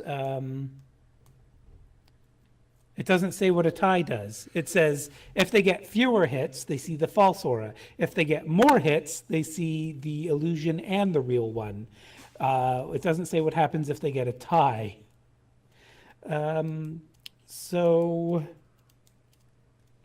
I'm going to say, Katya, you can tell the aura you're seeing isn't the real aura, but you don't know what the real aura is. But yeah, I can only hide that aspect though, so it is the full 6 with initiation 3 magical aura. So, by that, you can tell that the aura's not exactly true. Does that mean she would believe it to be either stronger or weaker than it's actually showing instead of? She wouldn't know. She She would not know. All she knows is that it's fake. She doesn't know what the real one looks like. It's like somebody's wearing an obvious plastic mask. You know that's not what their face actually looks like, but you still can't see their face under the plastic mask. So we're talking like the Guy Fawkes mask. Oh, the original Desperado fell off, apparently. The program that was running that has locked up, so I just opened another copy of Map Tool and I'm loading up the campaign now. Hopefully. Yep, here we go. Yeah, Katya's going to tilt her head as she stares. Yeah, so it's making it a bit easier to the which elf Okami's pointing out then. So is everyone turning to look at what Okami's pointing out? Nope. Is Whiskey the only one who isn't looking?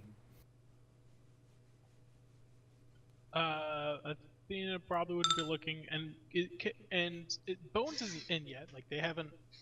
I was just about to bring them in, but Okami has done this standoffish thing first.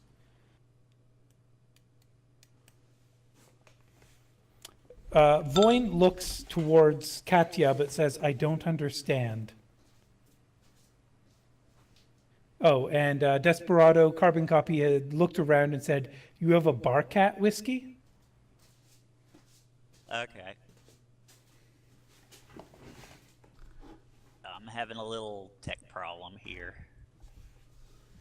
Bark up? What do you mean?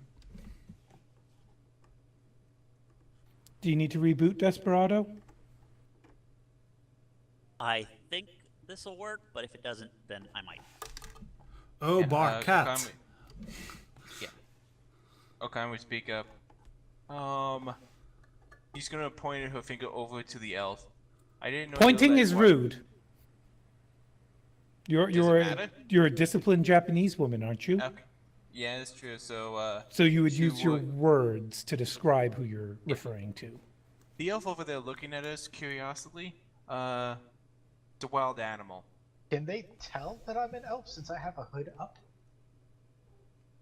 You would still have soft facial features that you would either a pretty human or an average elf. Well, I imagine that you're into some freaky stuff, but oh well, you do what you want to do with each other. I don't care. But it's good to know that she's got in the sack. The shapeshifter. You know, animals that can turn to animals that can take a human form. What? Oh. Can I get a perception check to hear her say that? Certainly. Okami, how loud are you being? Polite conversation. So yeah, go ahead and roll your perception with any audio modifier you might have. Voin still says, I do not understand. Large Eh. white tiger in a human form. And Katya, I you'll, would l- you'll be able to overhear just enough of this to realize you're being outed. Just out of curiosity, what does my enhanced senses do? You have to be in tiger form for those to work. Okay.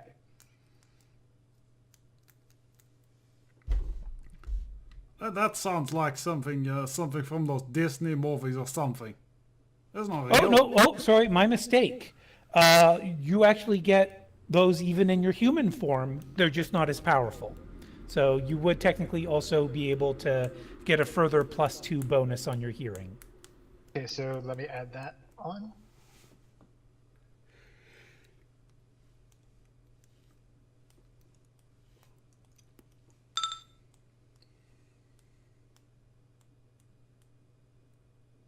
So I'm guessing, yeah, I definitely know I've just been outed. Yeah, you can definitely hear the conversation Okami's having with the others. Her head just drops.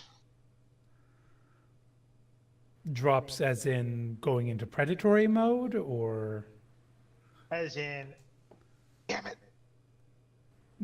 that wouldn't really be an appropriate response for a cat. Think about what happens when a cat gets caught. They tend to groom themselves or they wander off. Cats are typically very proud creatures and they don't respond well to feeling ashamed. Yeah, my cats always just go like, yeah, so what? What? What are you gonna do about it? I'm staring. What? Okay, with that being the case, she's going to throw back her hood and directly stare at O'Connor. Okay, so just unabashedly staring now. Yes. Okay. Tiger? Seriously? You know, like those things they keep in that. Oh, what's that American town full of sin? Whiskey winks at Katya. You can roll memory if you want to remember Las Vegas. And Voin will say, that is an elf, not a tiger. However, I because think she means tiger in the sheets or something. however, now Aurelial is going to sense Katya. You will say New Vegas instead of Las Vegas. Yeah, New Vegas. Yeah. You know those Magica shows. And Well- Voin will say, oh, that makes sense. Yeah. Do I get to do aura reading for Aurelial? Would this help? Yes, yes, you may read your other character's aura.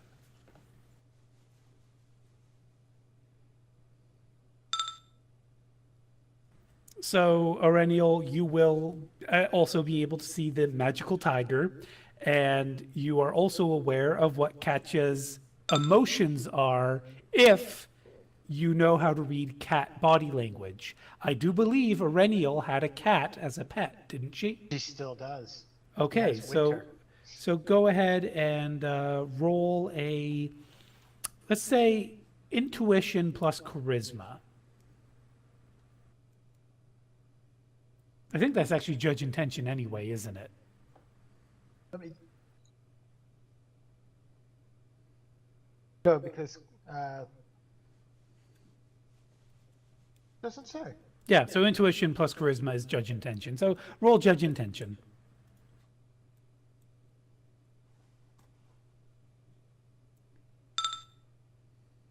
So would Aurenial share with the rest of the group what Katya's magical body language is telling Aurenial?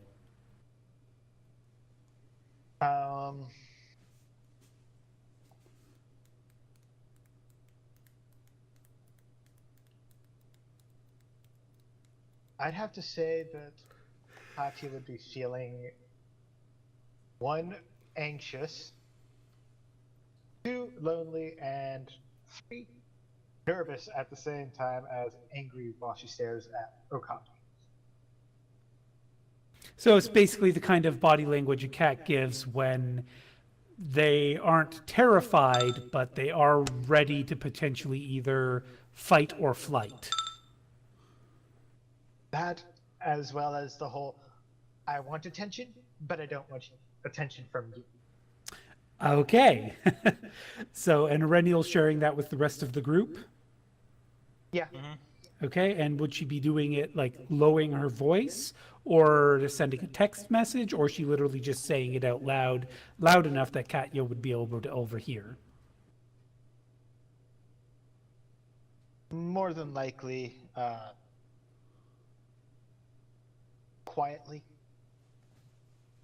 Okay, and it appears that Pyrette would be explaining to Voin shapeshifters and reminding her about the existence of the raccoon lady that used to work at the Aerith Forge back when they were all there. Although I don't think she'd call it the Aerith Forge because Pyrette's An not old dumb enough. coal-worker. Yeah. And Voin will say, oh, yes, okay, I understand now. Yeah.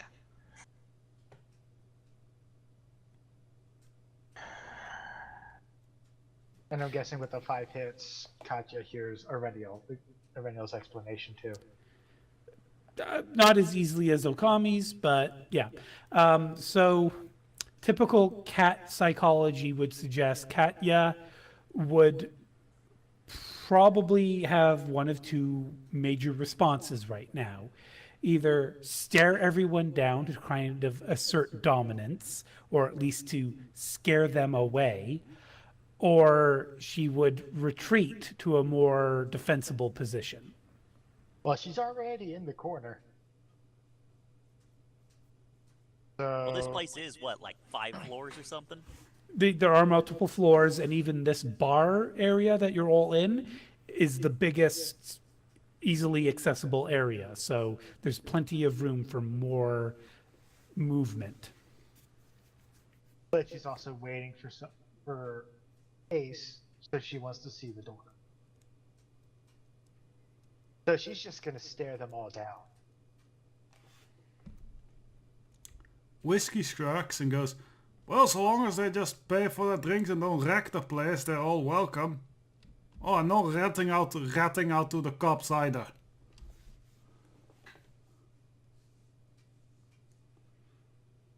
I'm pretty sure if there was a possibility of there being a rat here, that cat probably would have caught it by now, or we wouldn't be here at all. Are you saying that as Okami or as Pirate? As Okami. Okay. Again, being audible enough for her to hear. And Desperado, are you asking what ratting means? No, it was more along the lines of phrasing. Oh, okay.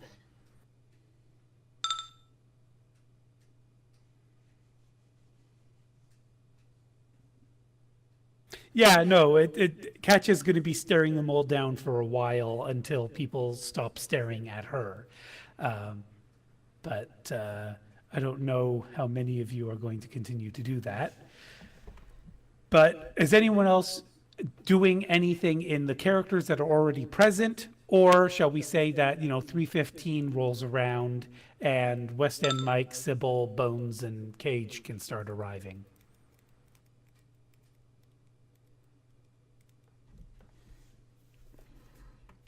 I shall take that silence to mean that yes, the next 4 characters can start to arrive.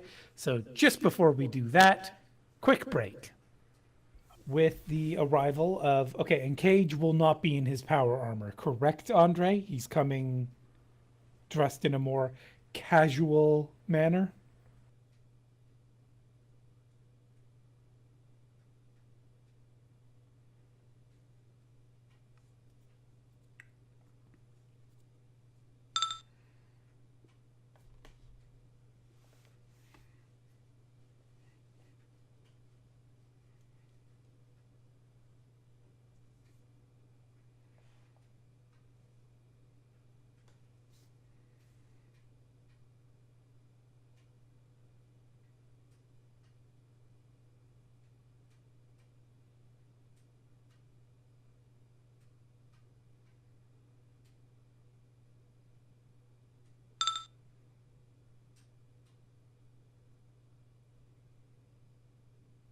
So Cage will be wearing a t-shirt and some ragged pants, plus awesome beads around his neck. And he also has the dreadlocks, correct? Does he have any skin tattoos, or is that something we should ignore from the token?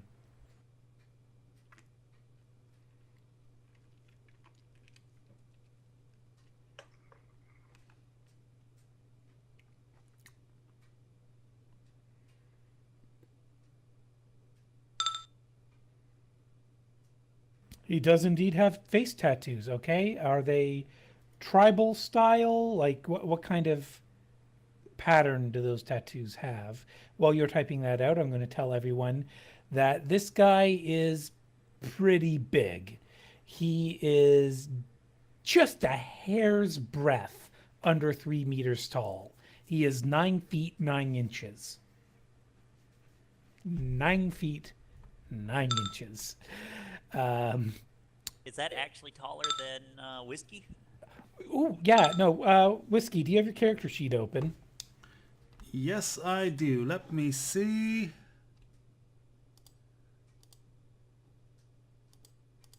Character It's under- info. Whiskey yeah, is Whiskey is 8'1", so 2 meters and 47, centimeters. Yes. yes, thank you.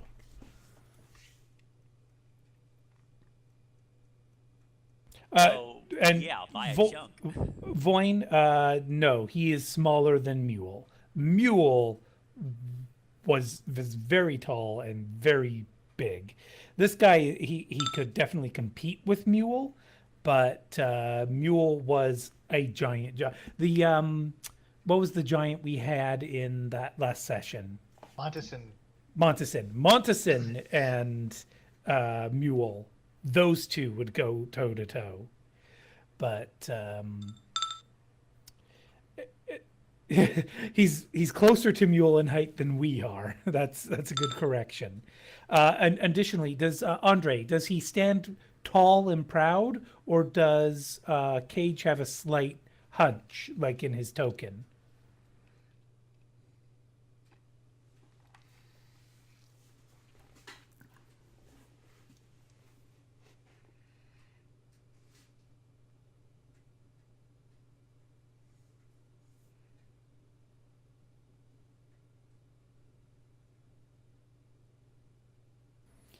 And also, is anyone sensing right now?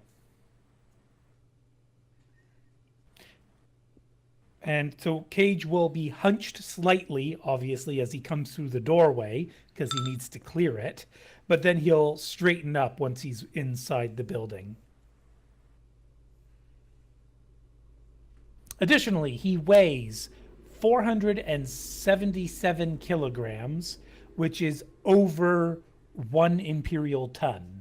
If I'm, he's 1,053 pounds. A ton is 2,000 pounds. Oh, sorry. Okay. So he's half a ton then. Yeah, Half a pretty ton much of half a fun. ton either way. Yeah. He could squash you.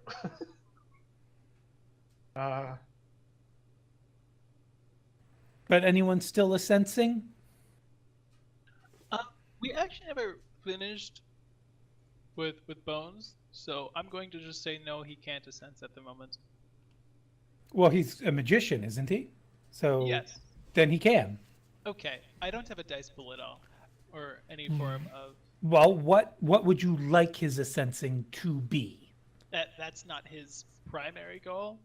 So probably. So just one, average. probably, Well, and probably average because he'd be Yeah, one no. of the very. so he would take his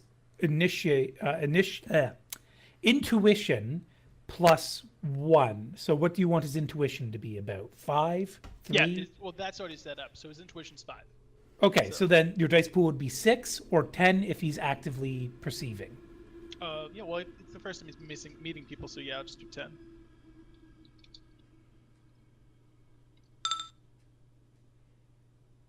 Okay, pretty good. Bones, you would already know Cage pretty well, and you know that Cage's aura is like super squeaky clean.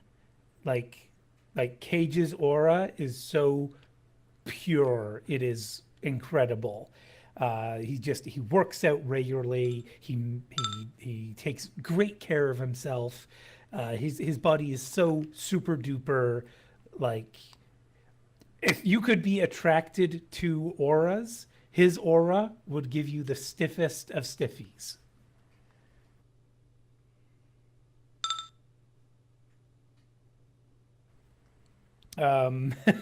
Carbon copy, you can definitely not have your eyes bulge out of their sockets. Okami, you also can tell this Cyclops is damn impressive with his aura, but there's something weird about it that you don't quite recognize. It's not magical. He's not augmented unless it's Delta wear. Like, just something about his body seems too perfect. His aura is like so absolutely like symmetry and just Unnatural. not unnatural. That's the problem. Supernatural, more like. No magic that you can sense, but in your perspective, the only way to have an aura this perfect is to fake it. But who's faking it? Him or someone else for him if I can only take him having magic? Well, if someone's masking, they could make themselves appear mundane, for example. You could do that with your own aura. Instead, all you were doing was hiding your. Oh, right. We didn't decide the wolves. We should really figure that out, Okami. So, you said you would always have the wolves with you? In this There's, like- kitchen area, yes. New area, unsure of bases and stuff like that. Okay. So, Katya, that I suppose would just mean you'd be that much more threatened by this group of people, but you're still staring them down? Or is the fact that there's a bunch of magical dogs surrounding this woman enough to make you retreat to another part of the bar or even out entirely? He's staring down everybody but Adam Kami because that's a little too intimidating for her. Sorry, so you are what exactly? She's staring down everybody but Okami. Okay, so she's not she's trying to say I'm scary, but I'm not going to antagonize the person with the dogs because I don't want to start something. Yes. Okay. Oh, and as for her perception on the newcomers, ouch. What do you mean?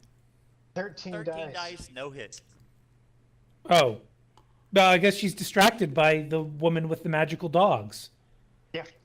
She doesn't even hear the big guy come in. Yep. And is Reniel going to, or has Reniel stopped sensing? And what about Pyrette, Abobob? Pirate's just like point over. She says, "I think you're well, not client. I think the people you requested are here. So who are you Does saying these that two- to? Whiskey is pirate. Does Pyrette know that Whiskey has called for Well, anyone? just Cage basically said that he would say, "Hello, everyone. I am looking for Lady." Well, Whiskey." we haven't quite got to that yet. Okay. I'm assuming she would have mentioned that when we were. I was trying to help her look a little bit more refined for this afternoon. Yes, but she was also telling you to get the fuck out because she didn't want you to tell her how to dress. So would Whiskey have told Pyrette anything other than the fact that we're having a party tonight? Nope. Okay, so Pyrette, you do not know about Cage. Then just go back to doing her paperwork then. Yeah. So, Bones, with your 4 hits. Henry, are you just hiding the fact you're a vampire, or are you hiding the fact that you're magical at all?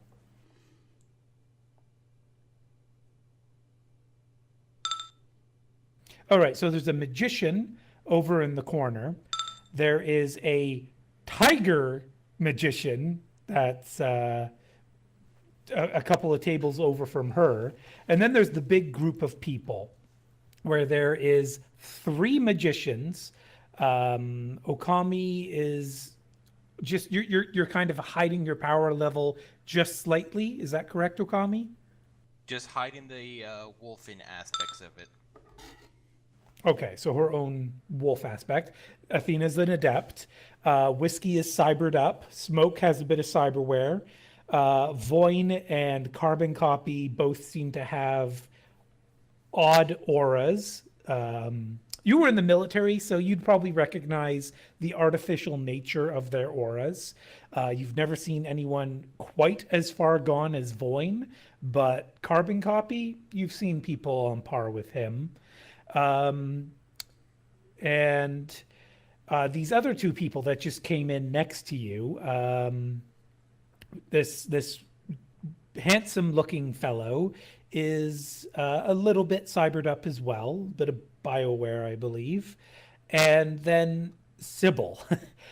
Her aura is like the complete opposite to Cage's, whereas Cage is like perfect order and symmetry. Her aura is like absolute chaos. Okay, so Dante has a bit of a comlink. It's about a rating 4. So is he able to like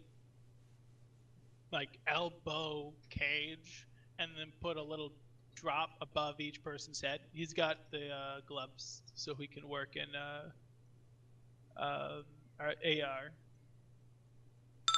So he's basically just being like mage, cat mage. I can't remember what a radial is. Mage. Mage. Adept. Cyber warrior. Enigma. Soldier. Mage. Bruiser. Deadly Enigma. Because that doesn't look normal. Okay, Kami, with your 5 hits, you know that Sybil is a technomancer, by the way. And, well, even then, for you, it's not, you can tell there is a computer-like aspect to her aura. Has Okami ever gone to 4chan, or at least heard of 4chan, you think? Probably to be like something similar to along that line. Should we just be debriefed on as part of Okay, mission? so roll a memory roll for me then, Okami.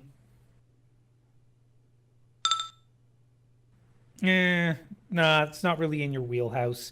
So for you, just like Erennial, Sybil just looks chaotic. Or not, sorry, not Erennial, sorry, Bones. Bones and Okami, you just see Sybil as sort of a chaotic aura that no signs of cyberware, but still the taint of the digital era is upon her, essentially. And to you, just as much as it is to Bones, completely opposite aura as Cage. Like night and day, these two. Meanwhile, Erennial, do you have any knowledge of 4chan, do you think? Do you have any computer knowledge? Her dad works for a major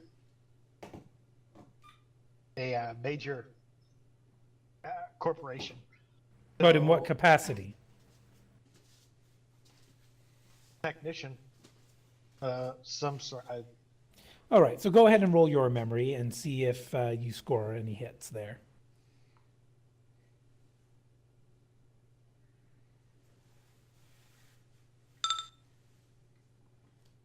Okay, so not bad there. So based on what you know of the Matrix, you would feel comfortable describing Sybil's aura as the astral equivalent to what 4chan looks like compared to the rest of the Matrix. And using that same sort of illusion, if we were to say that Cage's aura were something from the Matrix, he would basically be like Seder Krupp's, Lofweir's private spreadsheet file. Like, he is so meticulously perfect, his aura.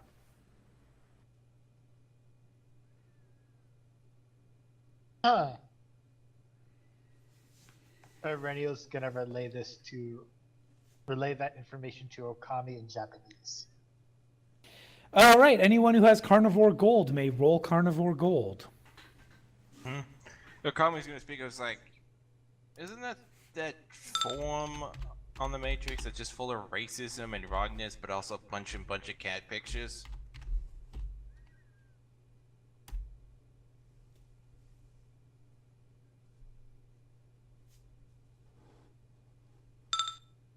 Uno momento.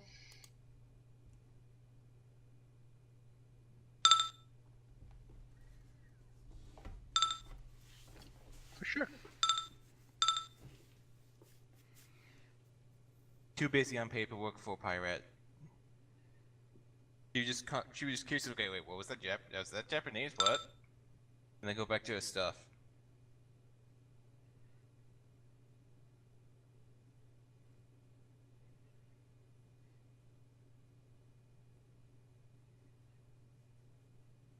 Okay, have I answered everyone's aura-related questions, or was there anyone else who still needed to know? I think it's good for now.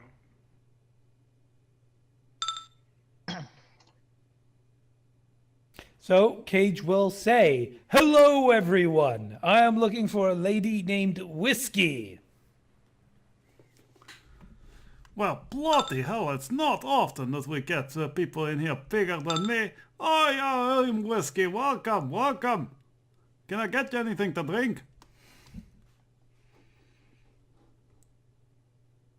Voin points to Whiskey on Cage's behalf.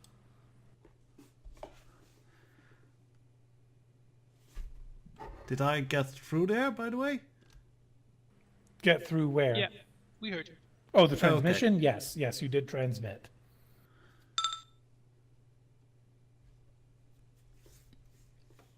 Yes, Carbon Copy's a little intimidated and just slowly points to Whiskey behind the bar when Cage asks.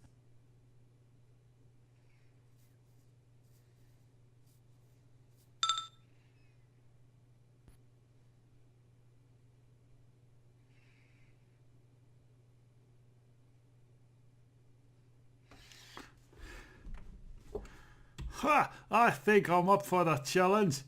Give Shit, me sorry, a sorry, second. hold on. I was trying to talk and I had myself muted. Duh.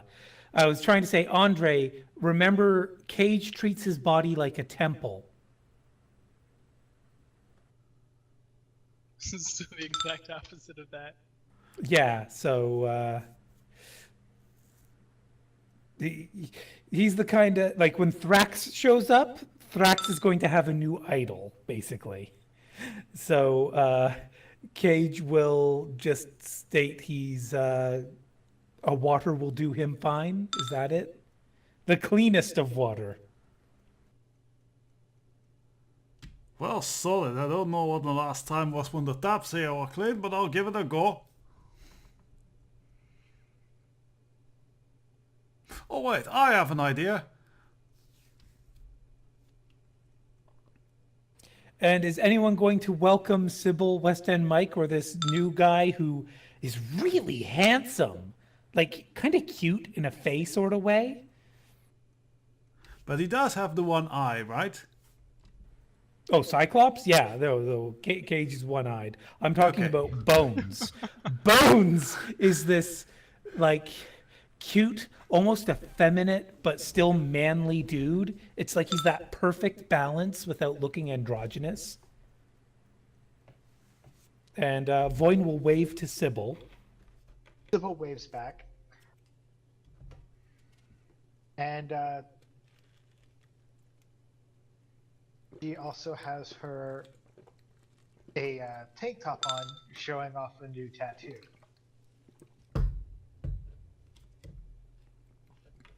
Cage will say, "Go make friends, Bones. Shoo." I imagine he's saying that with a slight jokey tone. Yeah. So, Bones, he's encouraging you to go make friends. So Bones would probably slap Cage's knee and say, "Don't break anything," and then walk forwards. But I'm guessing at this point, Sybil and West and Mike have already walked past, or They haven't moved their tokens yet, so I don't know. yeah. So, but before Bones moves, what are they up to? Well, since Mike saw Civil Wave to Durandal, he'd probably just ask her, you know, "Friend of yours, should we go over?" Sybil will nod and take his hand as they walk over, and she sends a private message to him. This is my boss's daughter. And don't be fooled. is tough. You may be the toughest one in the room. And this is all private message straight to Mike. Yeah, along the skin link, most likely. Yep. And Mike would wave back to Carbon Copy. He's a little surprised to see him here, but he'll try not to let it throw him. I'm sorry, did you read what Carbon Copy said? I didn't read it out loud. Carbon Copy raised his hand to kind of wave at the semi-familiar faces of Mike and Sybil. So, and West and Mike would kind of wave back like, "Oh, wow, didn't expect to see him here." And I was just go ahead. Sybil has a confused face, and as she notices Carbon Copy. Wait, what?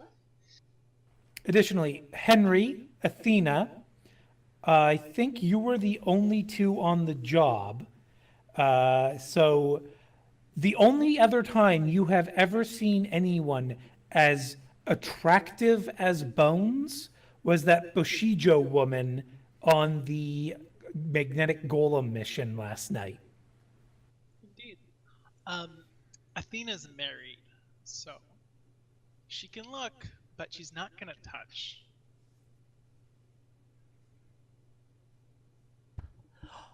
But it might have also been explained during the mission exactly why Bishojo looked that way, so it might kind of clue you in. I don't know if anyone read her aura well enough to tell she was a surgeling. We had a lot of downtime, so, you know, that we kind of skated over, so who knows? She may have even mentioned it. Okay, well, I guess she may have told the story about one day she woke up and she was beautiful and it pissed her off. Yeah, that's what I mean, yeah. And Henry thinks to herself, what is with the UK and the cute boys? I instead of a Y. Well, at least she used the S. Bones is very obviously not from England. Or the UK in general. Yes, but it's still, you're all gathering in the UK for some reason. So is Bones just standing at the door then, or is he coming up to meet people? Okay, well, I'll move up now that the conversation's done. So after he slaps Cage's knee, because that's probably around chest height for him, he's going to walk in and nod. What? If he's here basically as Cage's friend, and Cage knows what's going on... Cage doesn't know there's a party. Oh, but Cage was invited here to repair Whiskey's sword.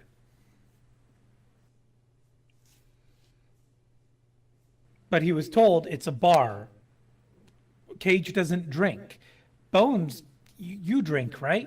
Maybe you want to go to the bar with me. Does that sound about right, Andre? Pretty much, so. Alcohol's great for cleaning wounds, so Bones had a great excuse whenever a professor was asking why he was looking up drinks.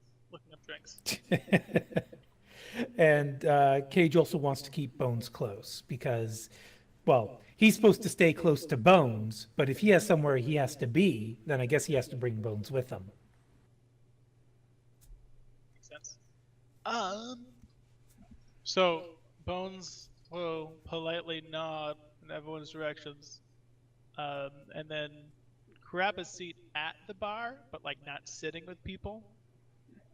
Maybe one seat away from Athena, sort of thing. And then tell Whiskey he'd like just a second, I'm Googling stuff. A sangria? There we go. A red sangria? Whiskey, that one might be a slight challenge with what this bar carries, but you can give it a shot. Shall I roll my alcohol knowledge for that? Yeah, if you think you need to, but a sangria is not that uncommon. I know, but it's more like if I don't have the ingredients, can I think fake of it. a replacement? Yes. Okay, yeah. And Sybil's going to rate Smoke and Athena, and nod to Erennial, and drop a message in AR for Pyrat, saying hello. Remember, Pyret, now that she's revealed the fact she's a technomancer, she no longer has to play by the normal rules, and you can't blacklist her.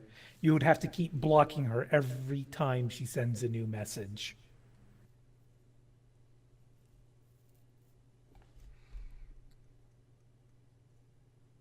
Abobob? I guess Abobob's AFK right now. Am I transmitting? Yes, you Yeah. are. Oh, okay. So, wait, is Bobob even here? Yeah, he's here. Okay. Peculiar. Anyways, while we wait, yeah, whiskey makes the best type of sangria drink for him as he can, and for Cage, he'll make a nice big glass of really chilled bottles water.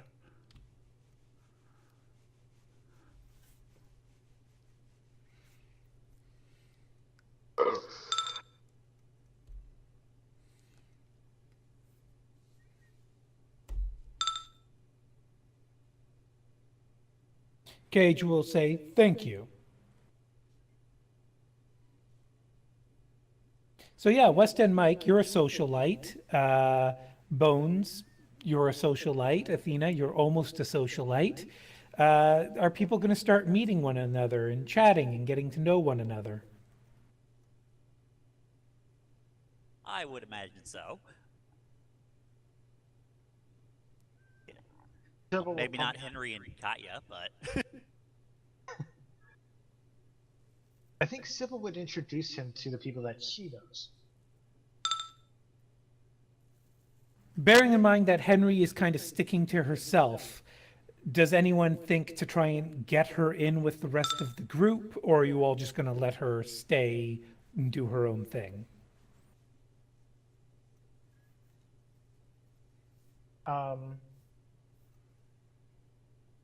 I think Sybil knows her during a mission to keep an eye on. Nope, because that was Kara's playing point. Never mind. Everyone who was in Moscow knows each other. Henry got called out in particular because someone outed her as a vampire during the vampire job. Well, Sybil will probably introduce West End Mike to Henry. Introduce or just point her out? Introduce. So you're going to get up and you'll bring Mike over to her? Yep. He's not going to say about what Henry is because that's not her secret to tell, but this is my friend Henry. Henry, this is my lover, Weston Mike.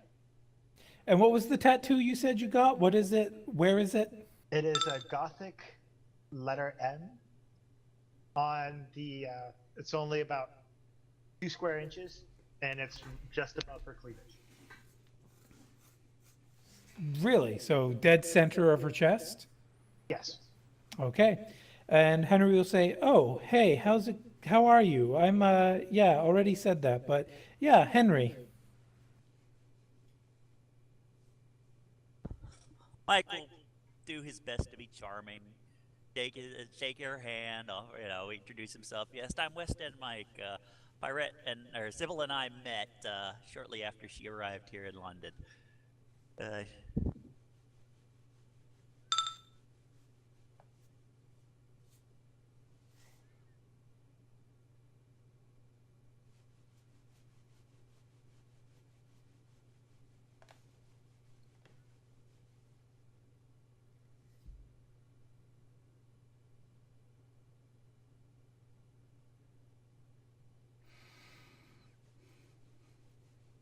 Well, we wait for people to type. El Diablo, did you pull out the fragments of the sword for Cage yet, or? Well, yes, once she makes sure that everyone has a drink and that he has somewhere to sit, because he'll probably have to get a nice big troll-sized chair for him. she would indeed pull out. All right, so you're for the smithy job. Like this Oh, is what we're dealing with. before you actually get into that, I just want to know if that was on the agenda because Yes. we're still having the conversation with Henry right now. So, Yes, that is on the agenda. right. So Henry will shake Mike's hand as well and say, "Oh, I see. That's pretty cool. Yeah, I'm shacking up with Pirate. I mean, not like that." She quickly, nervously answers back. I mean, like we live together. Yeah, she'll send a message to drop an AR message to Mike. Yeah, they're basically roomies. Mike would smile and say, "Hey, I wouldn't mind it, regardless of which version of that you meant." I've worked with Pyretta a couple times now that they arrived in London, and a little uptight, but reliable. Definitely not the worst Shadowrunner I've worked with. Or I guess it probably wouldn't be Shadowrunner. Definitely not the worst person I've worked with.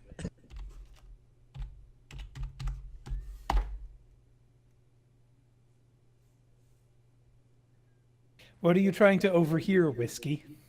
A passive one to see if she hears that Henry is living with Pirate.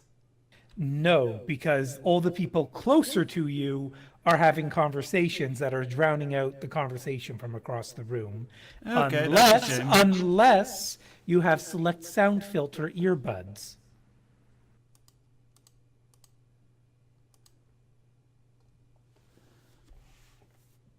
No, that's on my helmet. I'm not wearing that. Okay, so you cannot pick up their conversation. Henry will say, I mean, she's at least fairly professional. She knows well what's going on.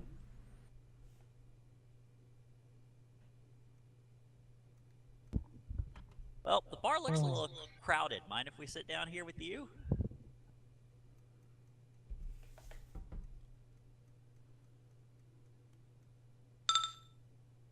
She says, yeah, of course, no problem here. I'm gonna roll a composure for Sybil.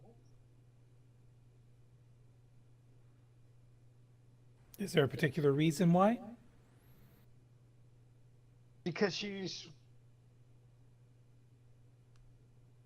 at the moment she's kind of giddy.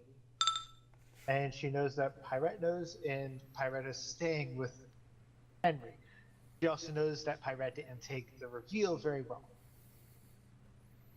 So, You're wondering if Sybil wants to reveal to Henry about her technomancy. yeah. That's why I'm doing the...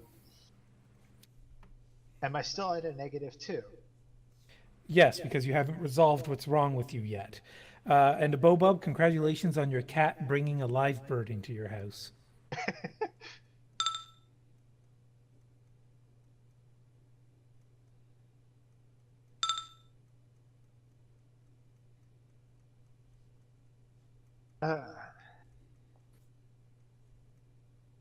So, Henry, and this is private message. Mike is not getting this.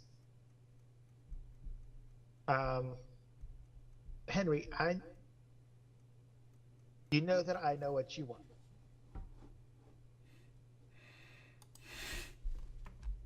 Okay, if this is going to be a private conversation, you two may as well just do it in text so that we're not holding up the whole party. So yeah, you two can exchange those in private text messages. We'll catch up with it later. Meanwhile, with the rest of you, Carbon Copy is actually doing a pretty good job of just politely conversing with everyone, getting gently prodding information that, would help him in a professional context. Is anyone actively suspicious of Carbon Copy or going to try to do something to him? Or is everyone just going to assume that he's either a Shadowrunner or making his way into the Shadowrun business? There's enough new faces here for Athena. Well, actually, for both my characters, I realize that he's not suspicious in the slightest. He just seems to be very, very new to this.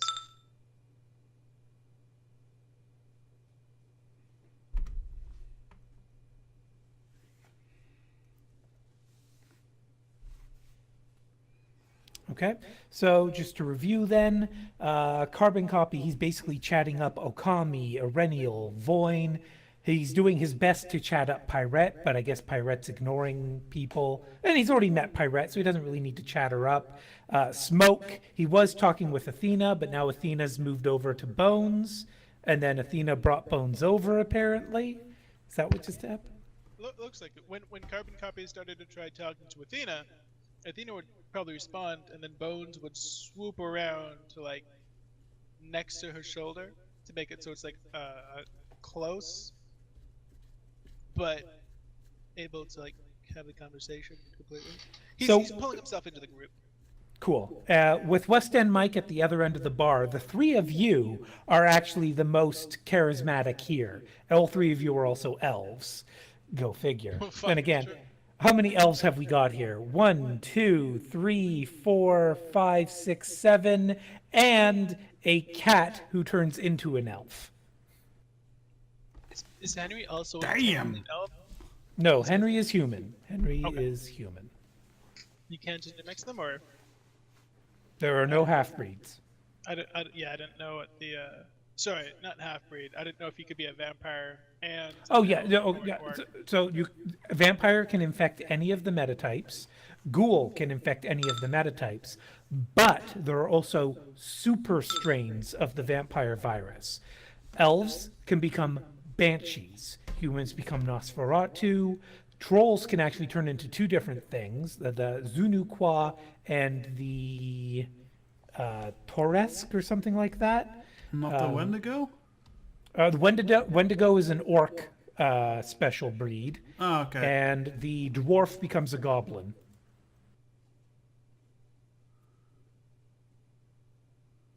Oh, dwarfs can also become something called a Nasher, who are only capable of eating metahuman bones.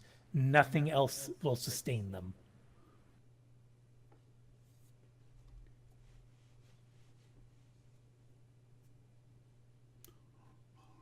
I don't think that's technically a vampire virus. I think that's the other one. There's 3 viruses technically, and one of them has the super strain. In any event, but contact is the appropriate word. Acquaintance could also work, Frosty. Comrade, I suppose, if you wanted to get a little Russian in here. Acquaintance works, yeah. So. But yeah, all of you are chatting. Smoke, roll a perception for me if you could, please. It would not be active, though, because you're probably engaged in conversation, so you'd be a little distracted from this. So Smoke's perception? Yes, indeed, and it's visual based in case you have contact lenses or something.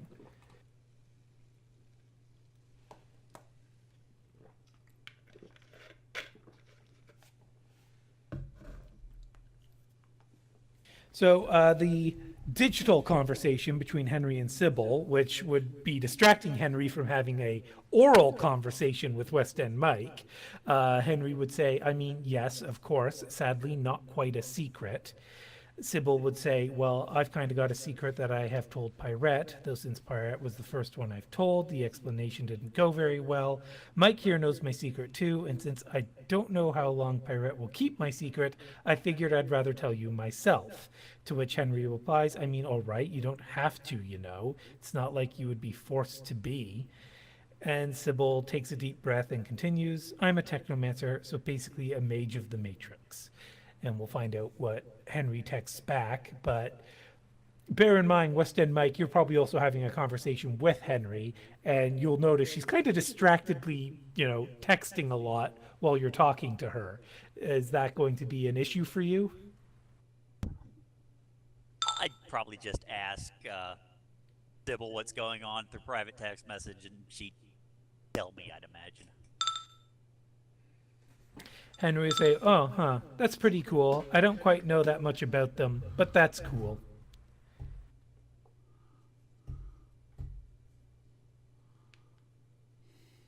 Yeah, Smoke has no visual bonuses. So, just 10. Okay. So that's actually pretty big for not an active perception, by the way. So nothing to Six. feel ashamed about. Yeah, let me see. 6 points in it, intellect of 4, intuition of 4. Yeah, you've maxed out your perception on smoke? Damn. Okay. Um, so you won't notice right away, but eventually Smoke will notice that Whiskey has pulled out a broken sword and is talking to Cage about that. So, Al Diablo, how would you have explained this to Cage? So yeah, I was in a pretty epic duel with this great big powerful threat to all of London. And then, well, I tried to do, she had a chainsaw, you see. And I tried to deflect it with my sword, but, well, you see what happened, what it did to my sword.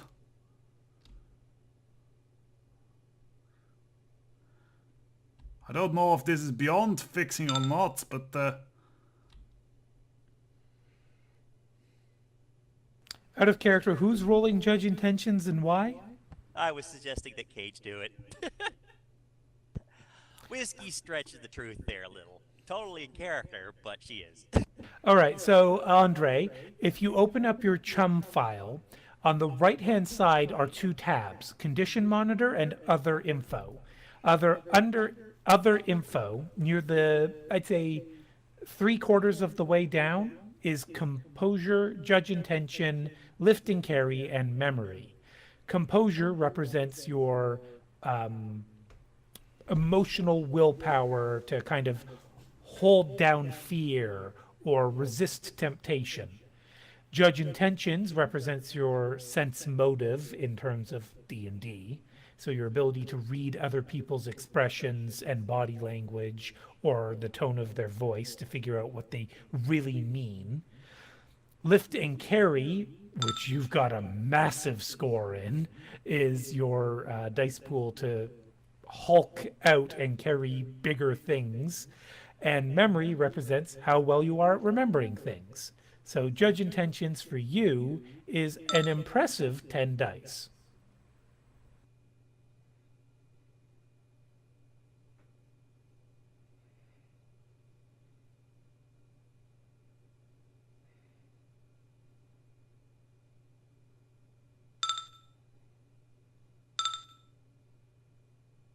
I'm not sure how you typed that in wrong. I don't actually see anything wrong with it.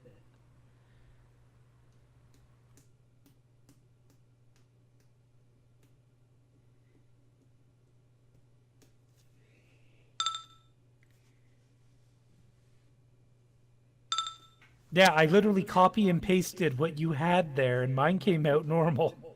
Try it again.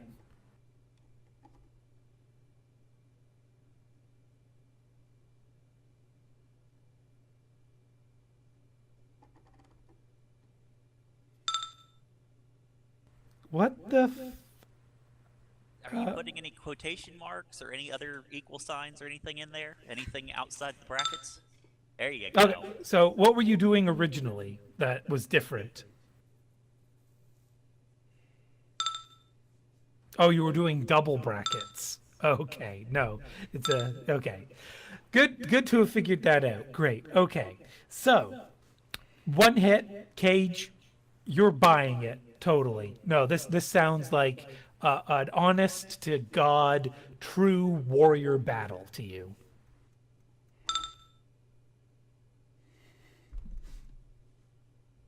yeah, and I wasn't going to roll con on this because Whiskey kind of does believe what she's saying. Yeah. Yeah, you're not lying. You're just embellishing slightly. Yeah, and that's totally true. Like, especially the part about the chainsaw.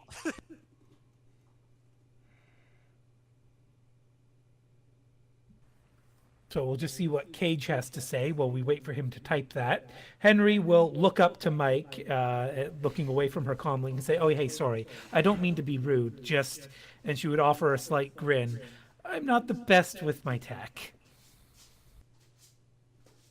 Can I speak my response, or?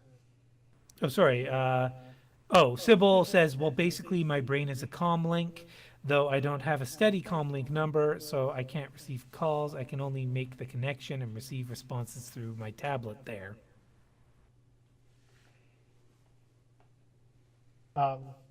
And Sybil responds to Henry. Smiles up at Mike and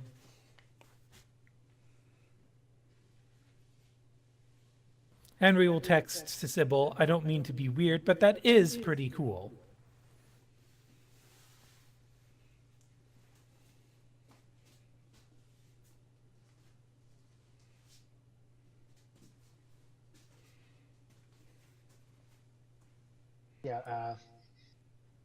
Sybil's just gonna smile up at Mike and send him a private message through Skinlink. Yeah, I told her my secret. His message back as he smiles at her would be, I'm guessing from the smile it went well. Thinks it's cool. It is.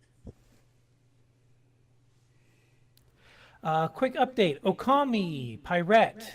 Bobub, are you back?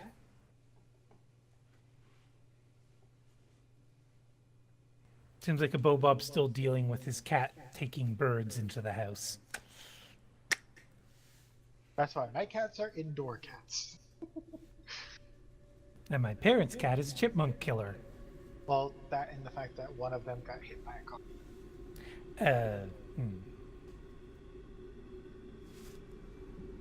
Yeah, the lifespan on outdoor cats is about half, or actually I think less than half of what it is on an indoor cat. Oh, like if it's purely outdoor, sure, but if it's a best of both worlds cat, only slightly shorter. Yeah, he was best of both worlds cat. And it got to the point where he thought he owned the street. So he expected the car to get out of his way? He expected the car to stop. Okay, that's a conversation for another time, though. Cage will say, ha ha ha, well, good on ya.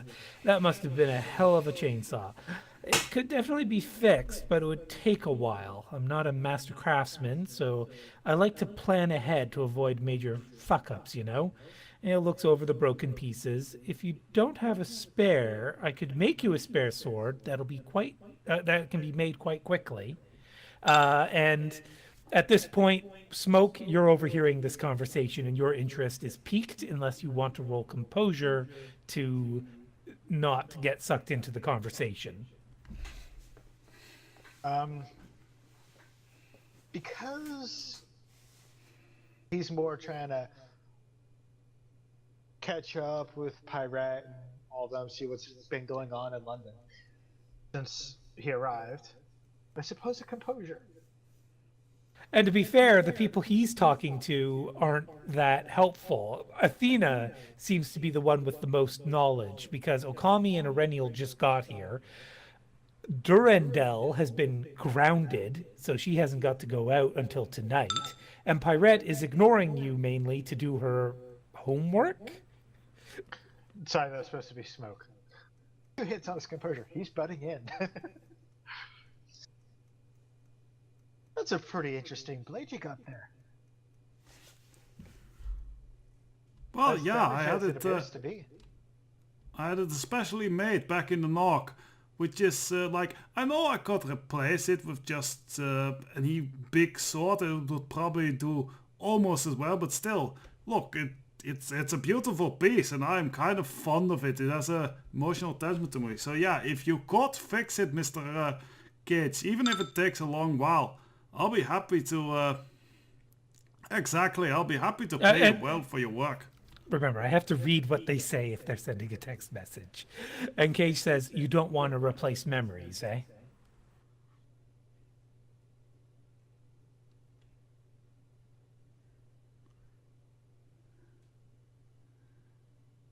Smoke's gonna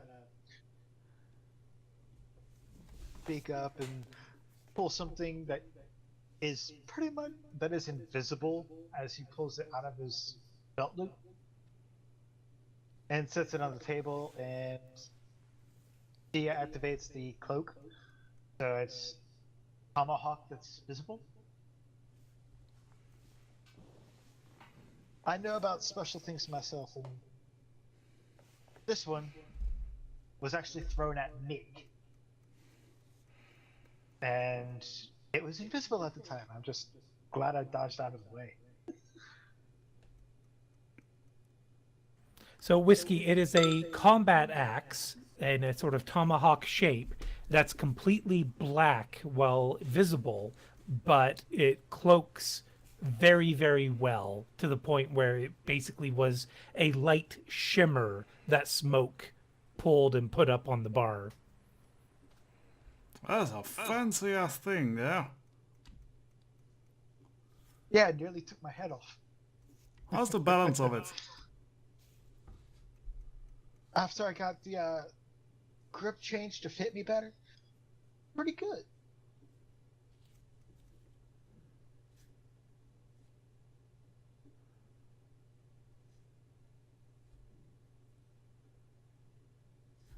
Still, yeah, but it's always good to take like combat trophies from a good battle. I mean, I took the chainsaw off the gal once I got the chance. If you want to see it, I got it upstairs. You want to have a gander at that, Mr. Cage?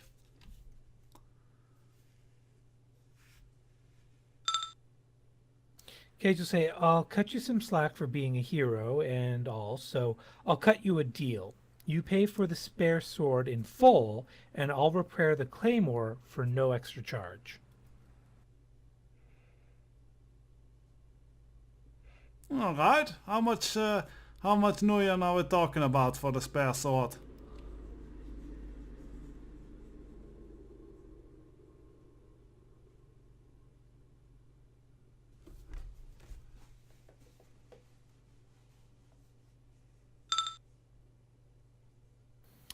If you have a knowledge of blades, you may indeed roll that.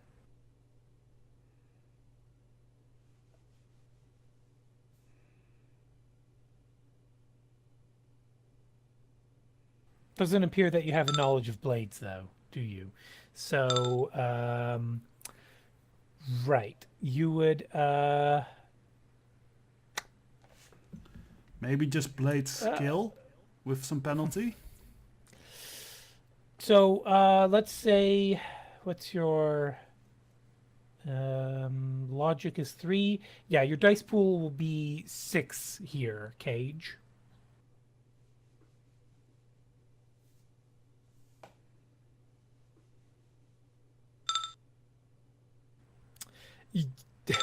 You're going to have to you're going to have to tell her you're going to have to get back to her on a price, or you can just throw a number out at random. Your call.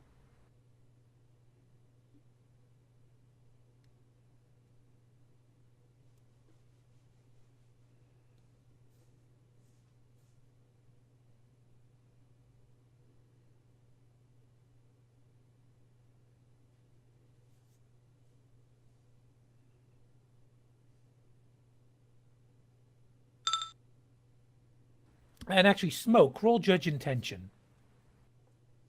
Okay.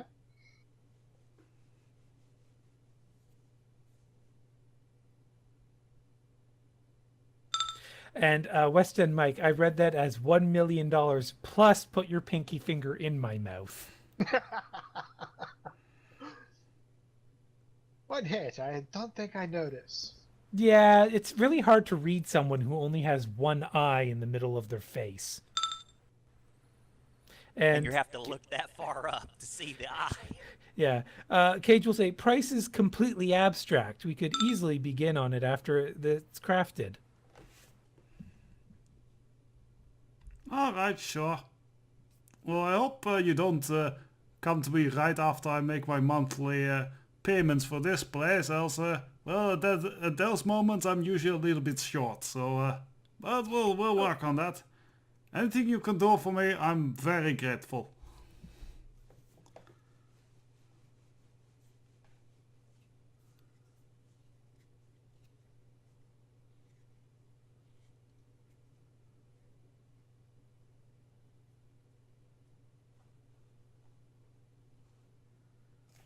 Smoke will speak up.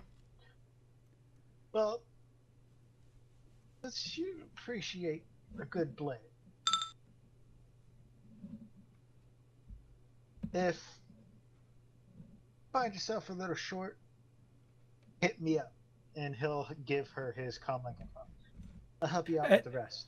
And because Cage is oblivious to Smoke, he's pretty much going to say at the exact same time Smoke is talking, "Ha! Don't worry, I won't rob you."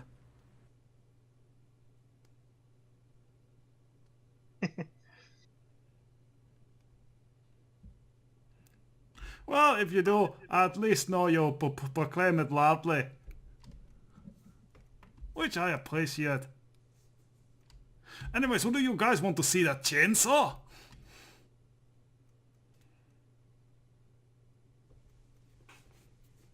Sure.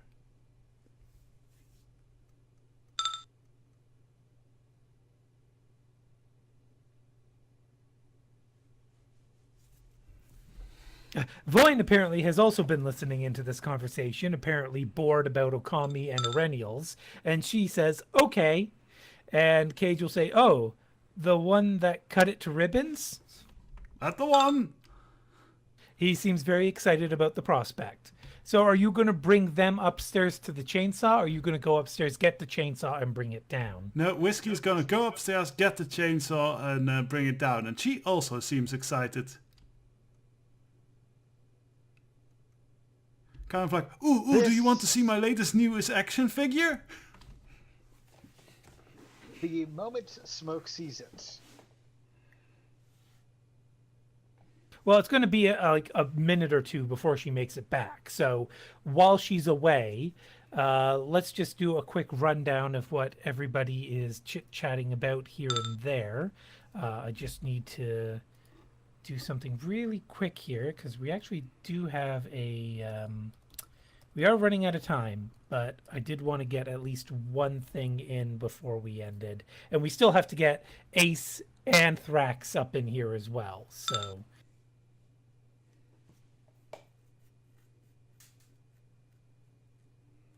yeah, I've got the composure roll set up for Smoke.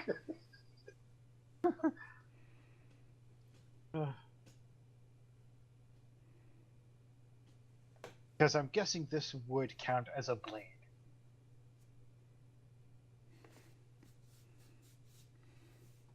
Right, VT? Well, is it obsession with blades or obsession with swords?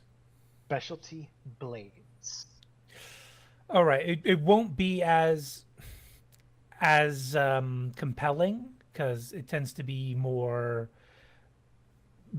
blades in the conventional sense, but it's still an impressive item for sure. So I'd say that his threshold would be lower than normal for this. Let's see. So doing the quick rundown, Henry, Mike, and Sybil, you're just sort of chatting to one another, getting to know one another a little better.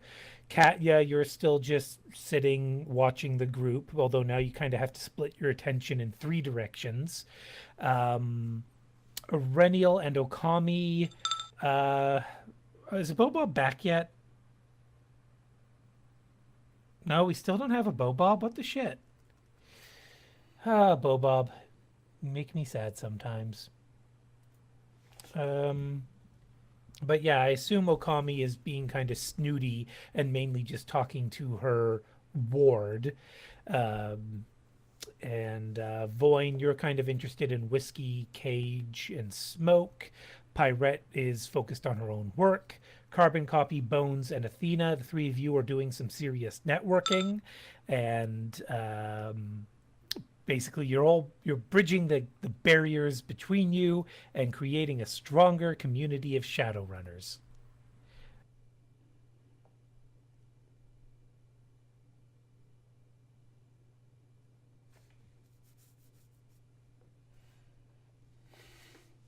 That sounds like it would be a pretty good double entendre there. Whose entendre are we tugging? The bridging the distance between each other and creating a stronger community of Shadowrunners.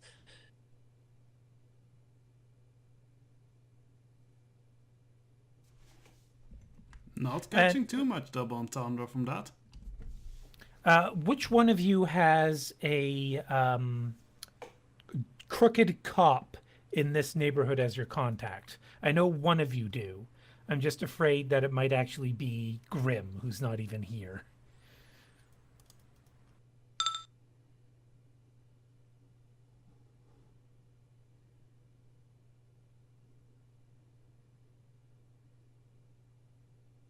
Is it Grim? Is Grim the one who has the dirty cop contact? Well, we've all got contacts. Well, not all of us, but a number of us have contacts with Grim. Smoke has a contact at Interpol. No, I mean in this neighborhood, a dirty cop.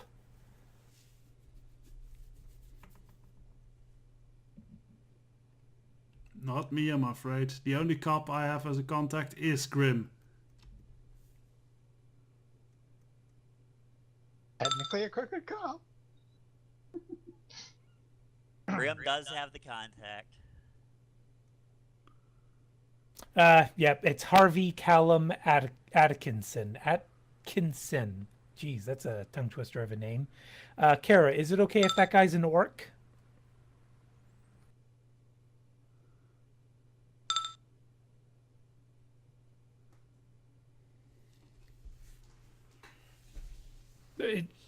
You say, sure. I'm not sure how...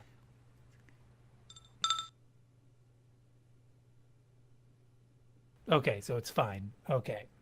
So, crooked cop who is an orc. We'll just put that down in your character sheet that he's an orc. He's a fellow crooked cop. He's in the Dogstill Police Department. Save that. Great. And he is he a detective or a beat cop? What is his rank?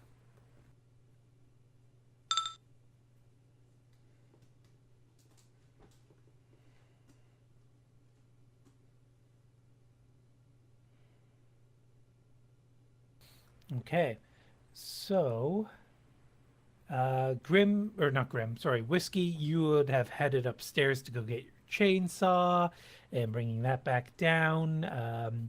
Cage, Smoke, Voin, the three of you, I guess, would chit chat about violence because violence is so much fun for all of you. Yeah.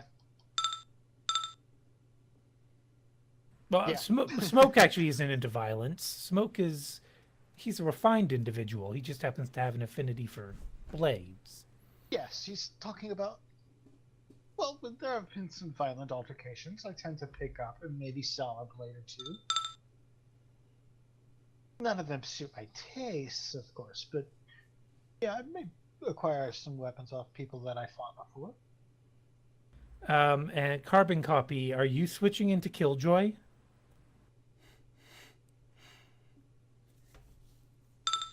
No, okay, that was just a joke. Okay. So yeah, fucking a Bob. I hope he's okay. I hope his cats are okay. Maybe the cat has decided instead of killing the bird, he will kill a Bobob now. Well, I can't say I didn't see it coming, but I didn't see it coming. Oh, look at that, I did say that. Oh well. Whiskey, you'll eventually come back with the chainsaw. You'll show it to Cage, Smoke, and Pirate. Or, Voin. Pirate's there too, but... so... Smoke... I would like to spend an edge to negate the glitch. That would be an edge you'd be using up for next session that Smoke is in. Okay. You're prepared for that? Yes, he doesn't want to steal Whiskey's stuff. He just made a friend who likes blades too. Can't do that to her. All right, I made a note in the Out of Nest title page. And also the sword right now is also broken, so... No, You he's would talking need to about have the it fixed. chainsaw. He glitched on the composure roll not to want to take the chainsaw.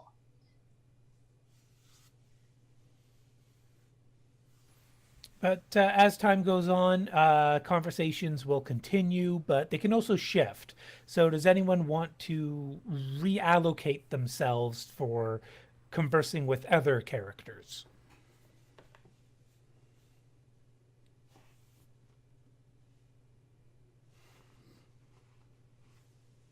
So Bones is going to try his luck with Okami and Aurenial. Yep.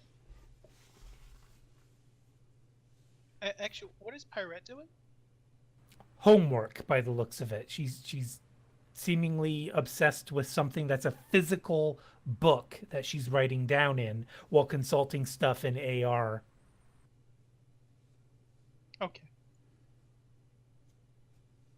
If anyone actually wants to read over her shoulder, they'd see it's a combination of what appears to be mathematics, chemistry, and magic. Nerd. Damn it, you beat me to it. Actually, Mike does want to talk to her at least briefly, so he'll. We might have to wait till a Bob's back, but But yeah, West and Mike, after getting to know Henry reasonably well, would try and get over here. Probably talk to Durendal. And go ahead. Smoke. Go ahead and move your token where you need to.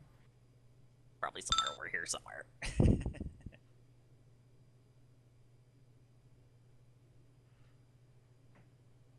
Sybil, would you follow Mike or stay with Henry or try to drag Henry to the rest of the group? Probably try to convince Henry to come over and talk with the rest of the group.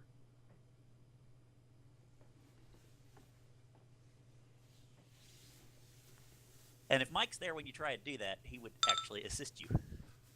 That you'll say, okay, fine, but I don't want to regret it.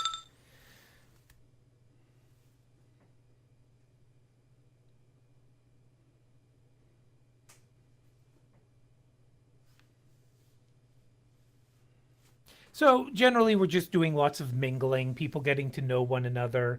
Is there any specific interaction any of you want to do other than Mike and Pirate? Not until Frax gets there.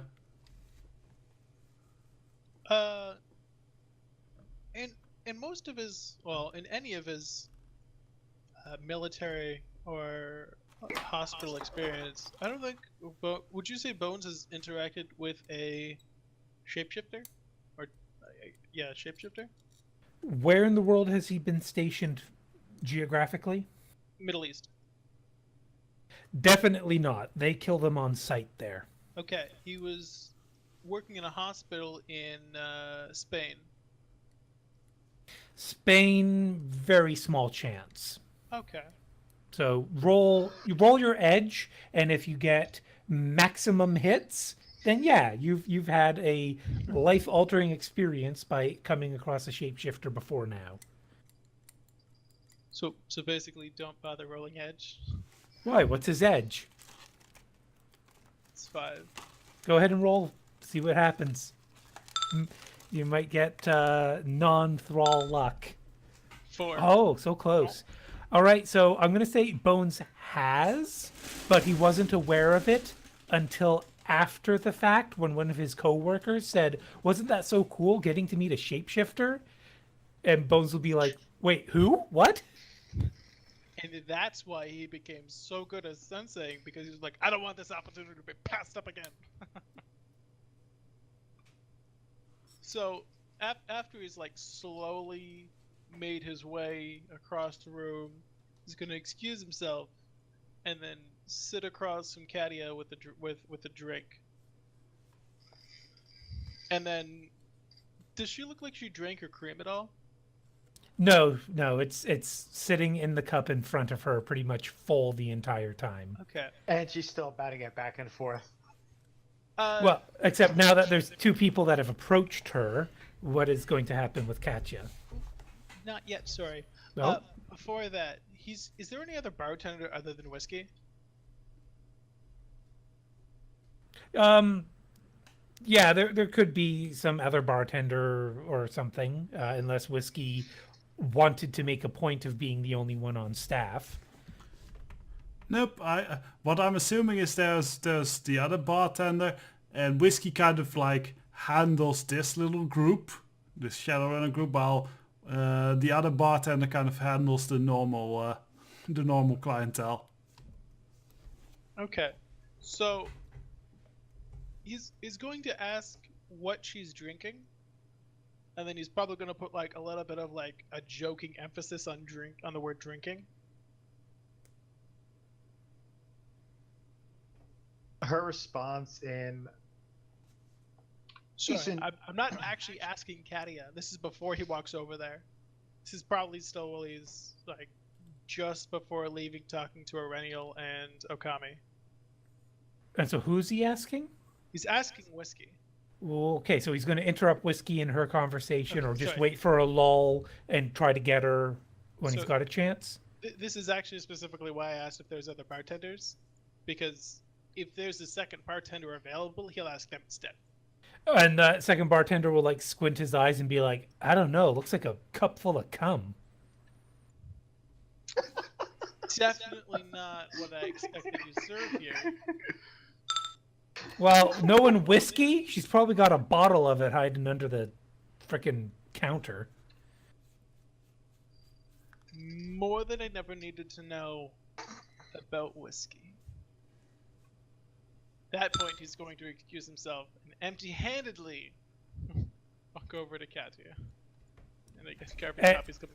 Yeah, Carbon Copy will have noticed you're heading towards her and very quickly excuse himself because, like Frosty just said, he would make an effort to talk to everyone, even the tiger lady.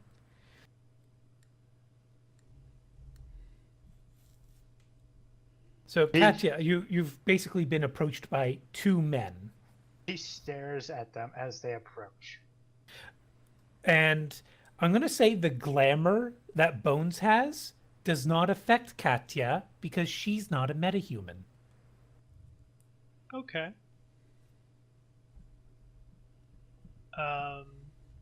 She's got that whole predatory stare, unblinking.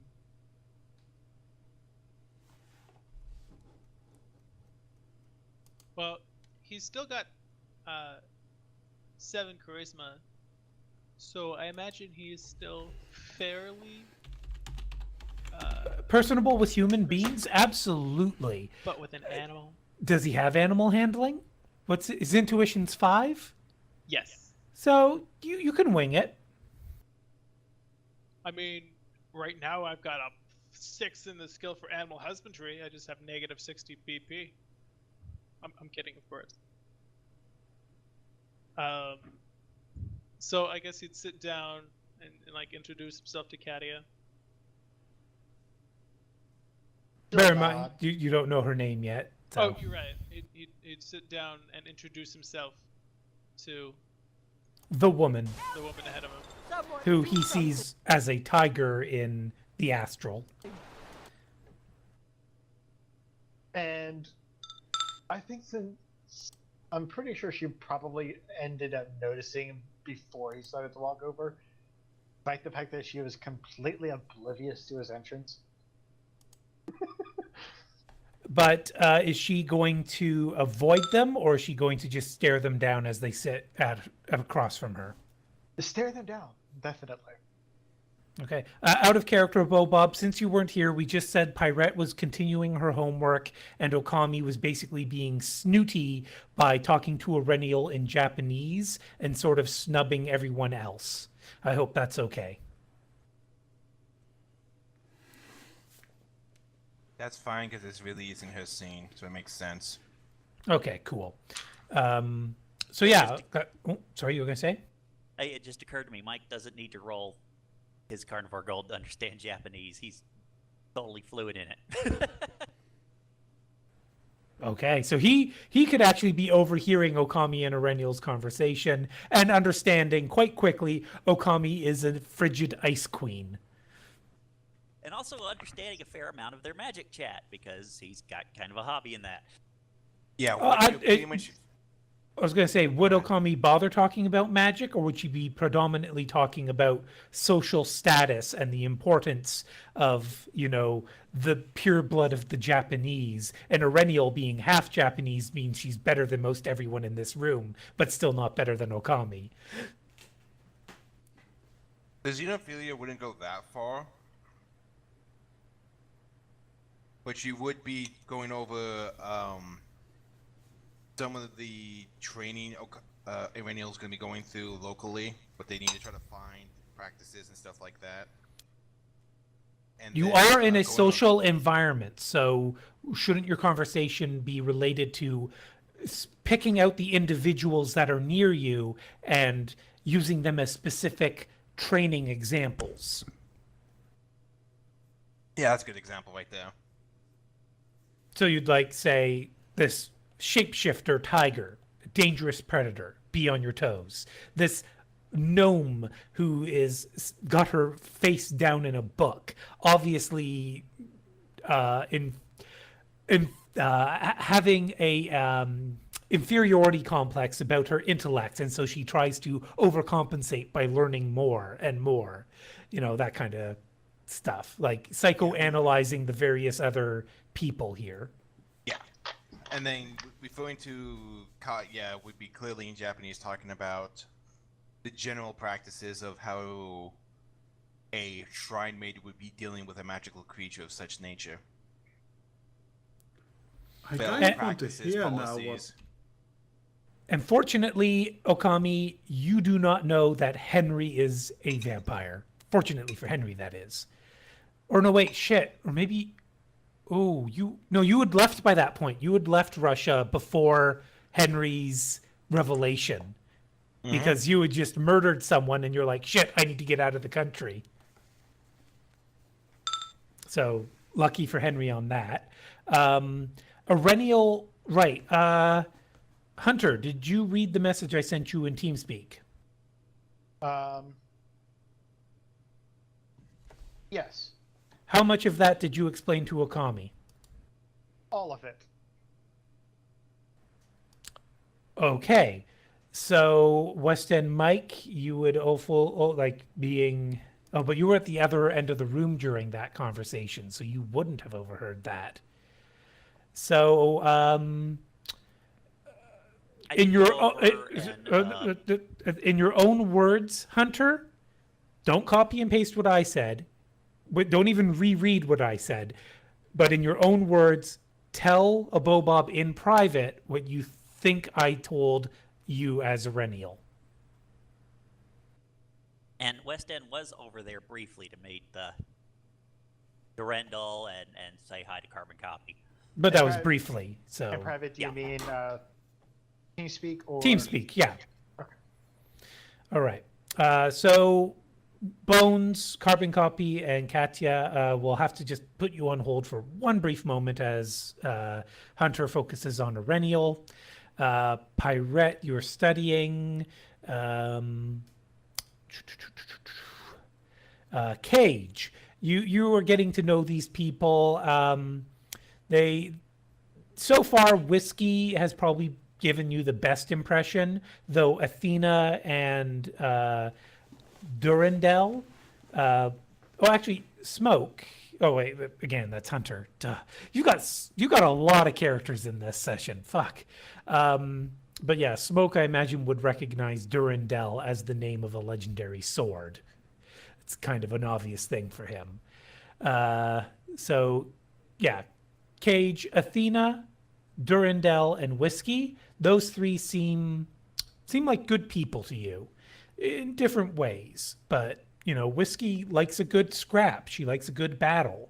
Durandel, she seems very assured of her ability to fight. Unless, Kara, would she downplay that? Or if you're talking about fighting, would she boast in her own Voiny way?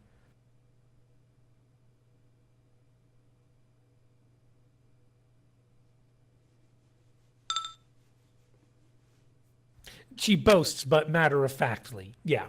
And Athena, how about yourself? Would you mention that one time you punched the ground so hard that the police came for you? Do you mean the wall? Yes, the wall. Sorry, not the ground. Probably not in solid conversation, unless someone else is trying to bring up a feat of strength. Then it would come up, but otherwise, no. That you punched solid stone so hard it shattered. Well, I mean, who else was there for that? It was like Pirate was there, or Comic. Nope. Was Nope. No West one else End was Mike. there? West End Mike was the only other one there for that, and he was still in the hole. Yeah. That's Frax true. was Heinrich there, but was- he's not there yet. Same with Heinrich. Heinrich was holding the rope. Fax was holding the rope. That's funny. All right. I guess she'd bring it up if someone else was trying to bring up their feat of strength. And West End Mike would have seen the crater. Of course, he was also tripping on Kamikaze, if I recall correctly. A little bit.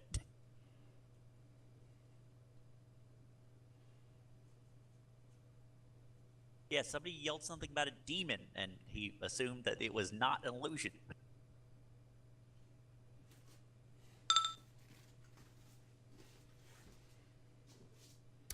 Yeah, has Athena introduced herself as Athena?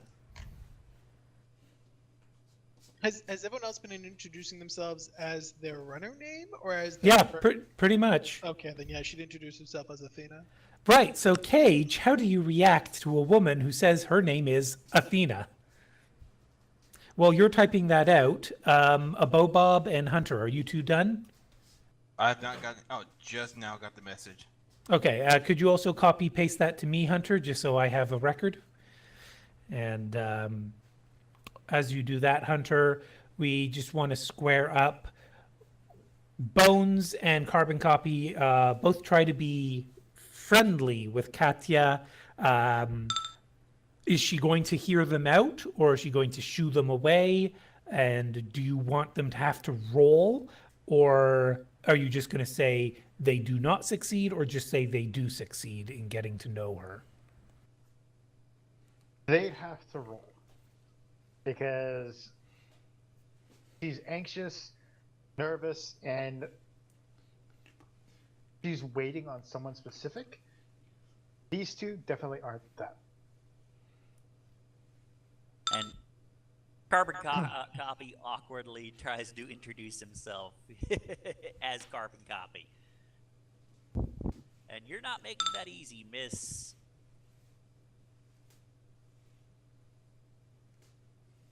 Gotcha just continues to stare. What a pathetic role. Okami's just gonna look off to his side real quick, see Katya still staring. Do a small little wave. So I believe I roll a counter etiquette.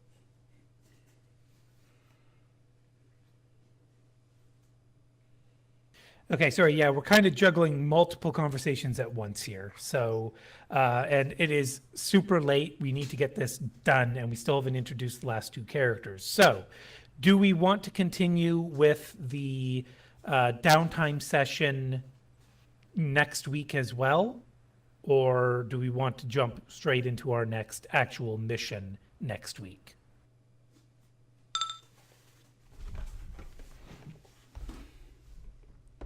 I think loading it in text would be the easiest way. Well, I will actually. Actually, you know what? We could continue this in BBM. That works. So Yes, though I would like to at least have Frax come in. like I said, we can continue this in BBM. Yeah, but I don't know. Kind of have something What? saved for when Frax comes in. What do you mean? Well, I have an image link, and I don't know how to post that on BBM, so... Okay, well, send your link right here, right now, and we can know that the context of this is Thrax.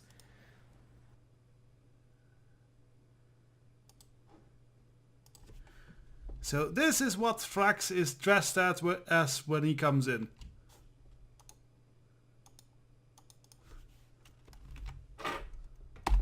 Were you posting it? Oh, there it is. Oh no! This isn't the Blue Oyster Club. Doesn't matter. That is totally Thraxware. I know it is because of old Greece, but still. Oh no, not just old Greece. This is like New Turkey. Really, Turkey of all places. Oh hell yeah. Turkey is like they are battling between the ultra uptight and the ultra let me thrust my pelvis in your face. So the exact opposite of modern Yep, and in Shadowrun that battle actually has become a literal war. Because that's basically what the fight between the Islamist side and the more Republican nationalist side is about.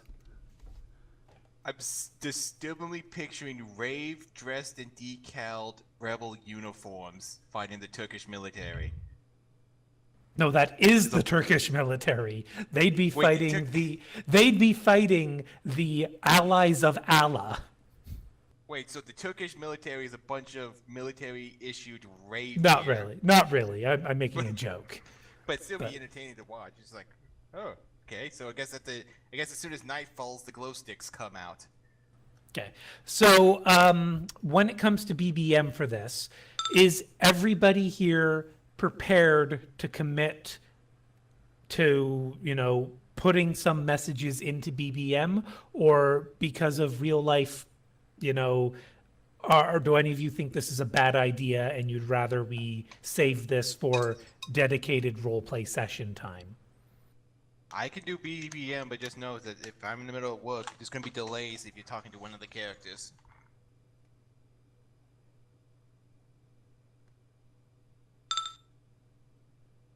I have no problem with that. So I guess what makes the most sense is to do the BBM stuff at a set time. So like 6 p.m. Eastern, we'll try and finagle it for then, with like a little bit of light stuff here and there throughout the day. Yeah, there is one thing though.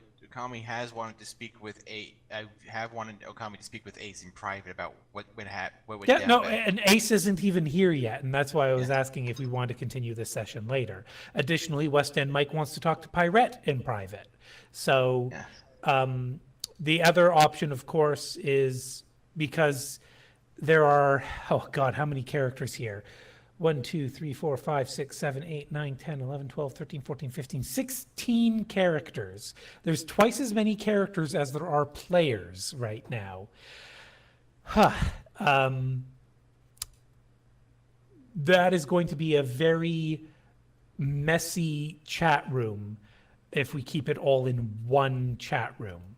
So I think I'm going to set up a couple of secondary rooms so we can have like 3 conversations going at once without constantly jumping back and forth between different people's conversations. So just be aware of which of those roleplay rooms you're posting in to make sure you're posting appropriately to the conversation you're a part of. Is it also please mark?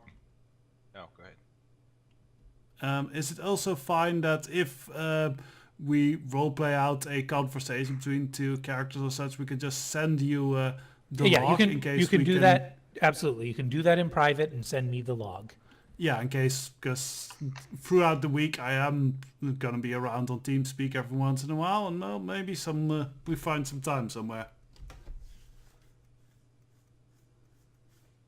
Oh, and just before we end it for the night, since she can't even match those rolls, they succeed. You get to set your own threshold, remember? Yeah. You could say your threshold is 10. It's not an against. You get to decide.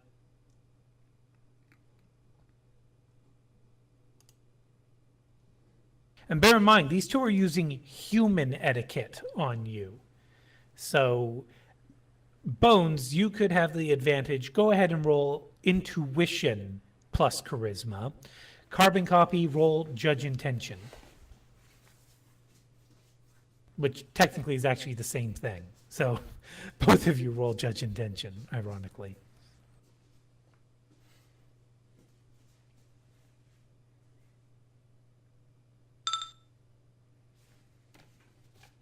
Okay, so carbon copy, you will be able to tell that normal etiquette doesn't seem to really be working on her effectively.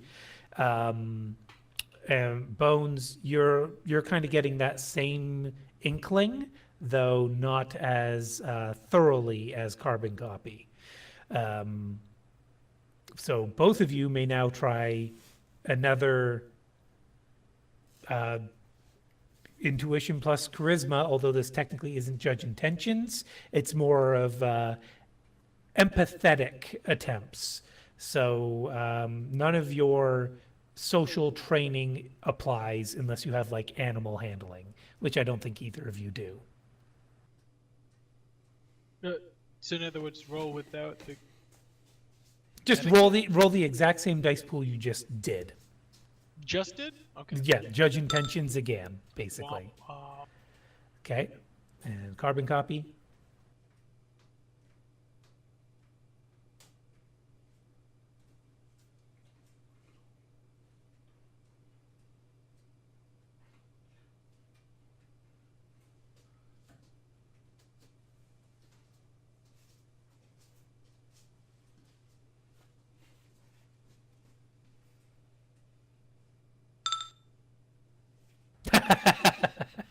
So, Bones, wait, were you including your glamour, by the way?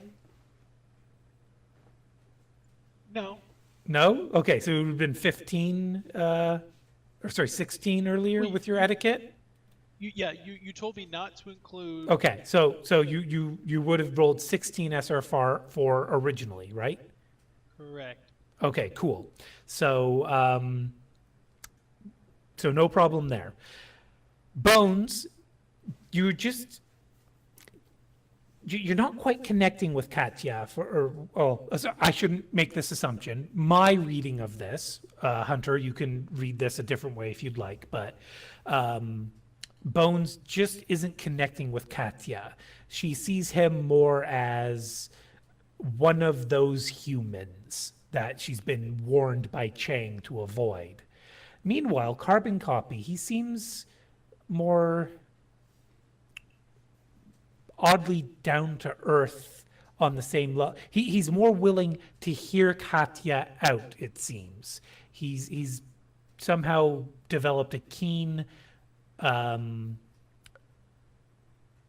ability to encourage others to speak without actually talking much himself. It's more about body language and the way he holds himself. And it's almost reminding you of the way that Ace used to hold himself when, Ace was a part of your life. He sort of has that same confident but calm and controlled body language. So with that, we'll wrap up because there are people who are like falling asleep at the desk.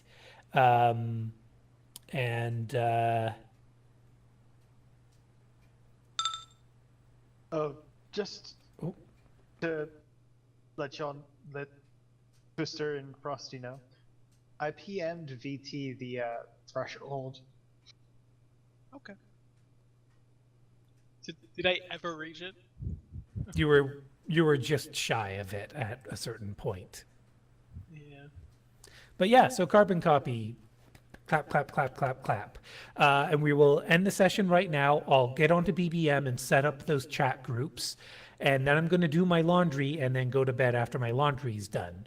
But if anybody's still online, I will be back upstairs in like a half hour or so after starting my laundry. So I am going to wish all of you a very pleasant night. Thank you all. I hope you had some fun. And we will try to wrap this up in BBM during the week. If things don't really work out in BBM so well, we can discuss whether or not we want to take this up next session on Monday, the 9th.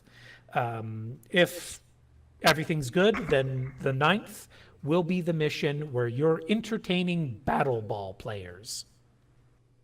And just because it is dealing with 16 characters, please, please, please mark who's speaking in each message you write. That is very correct. Yes, please do.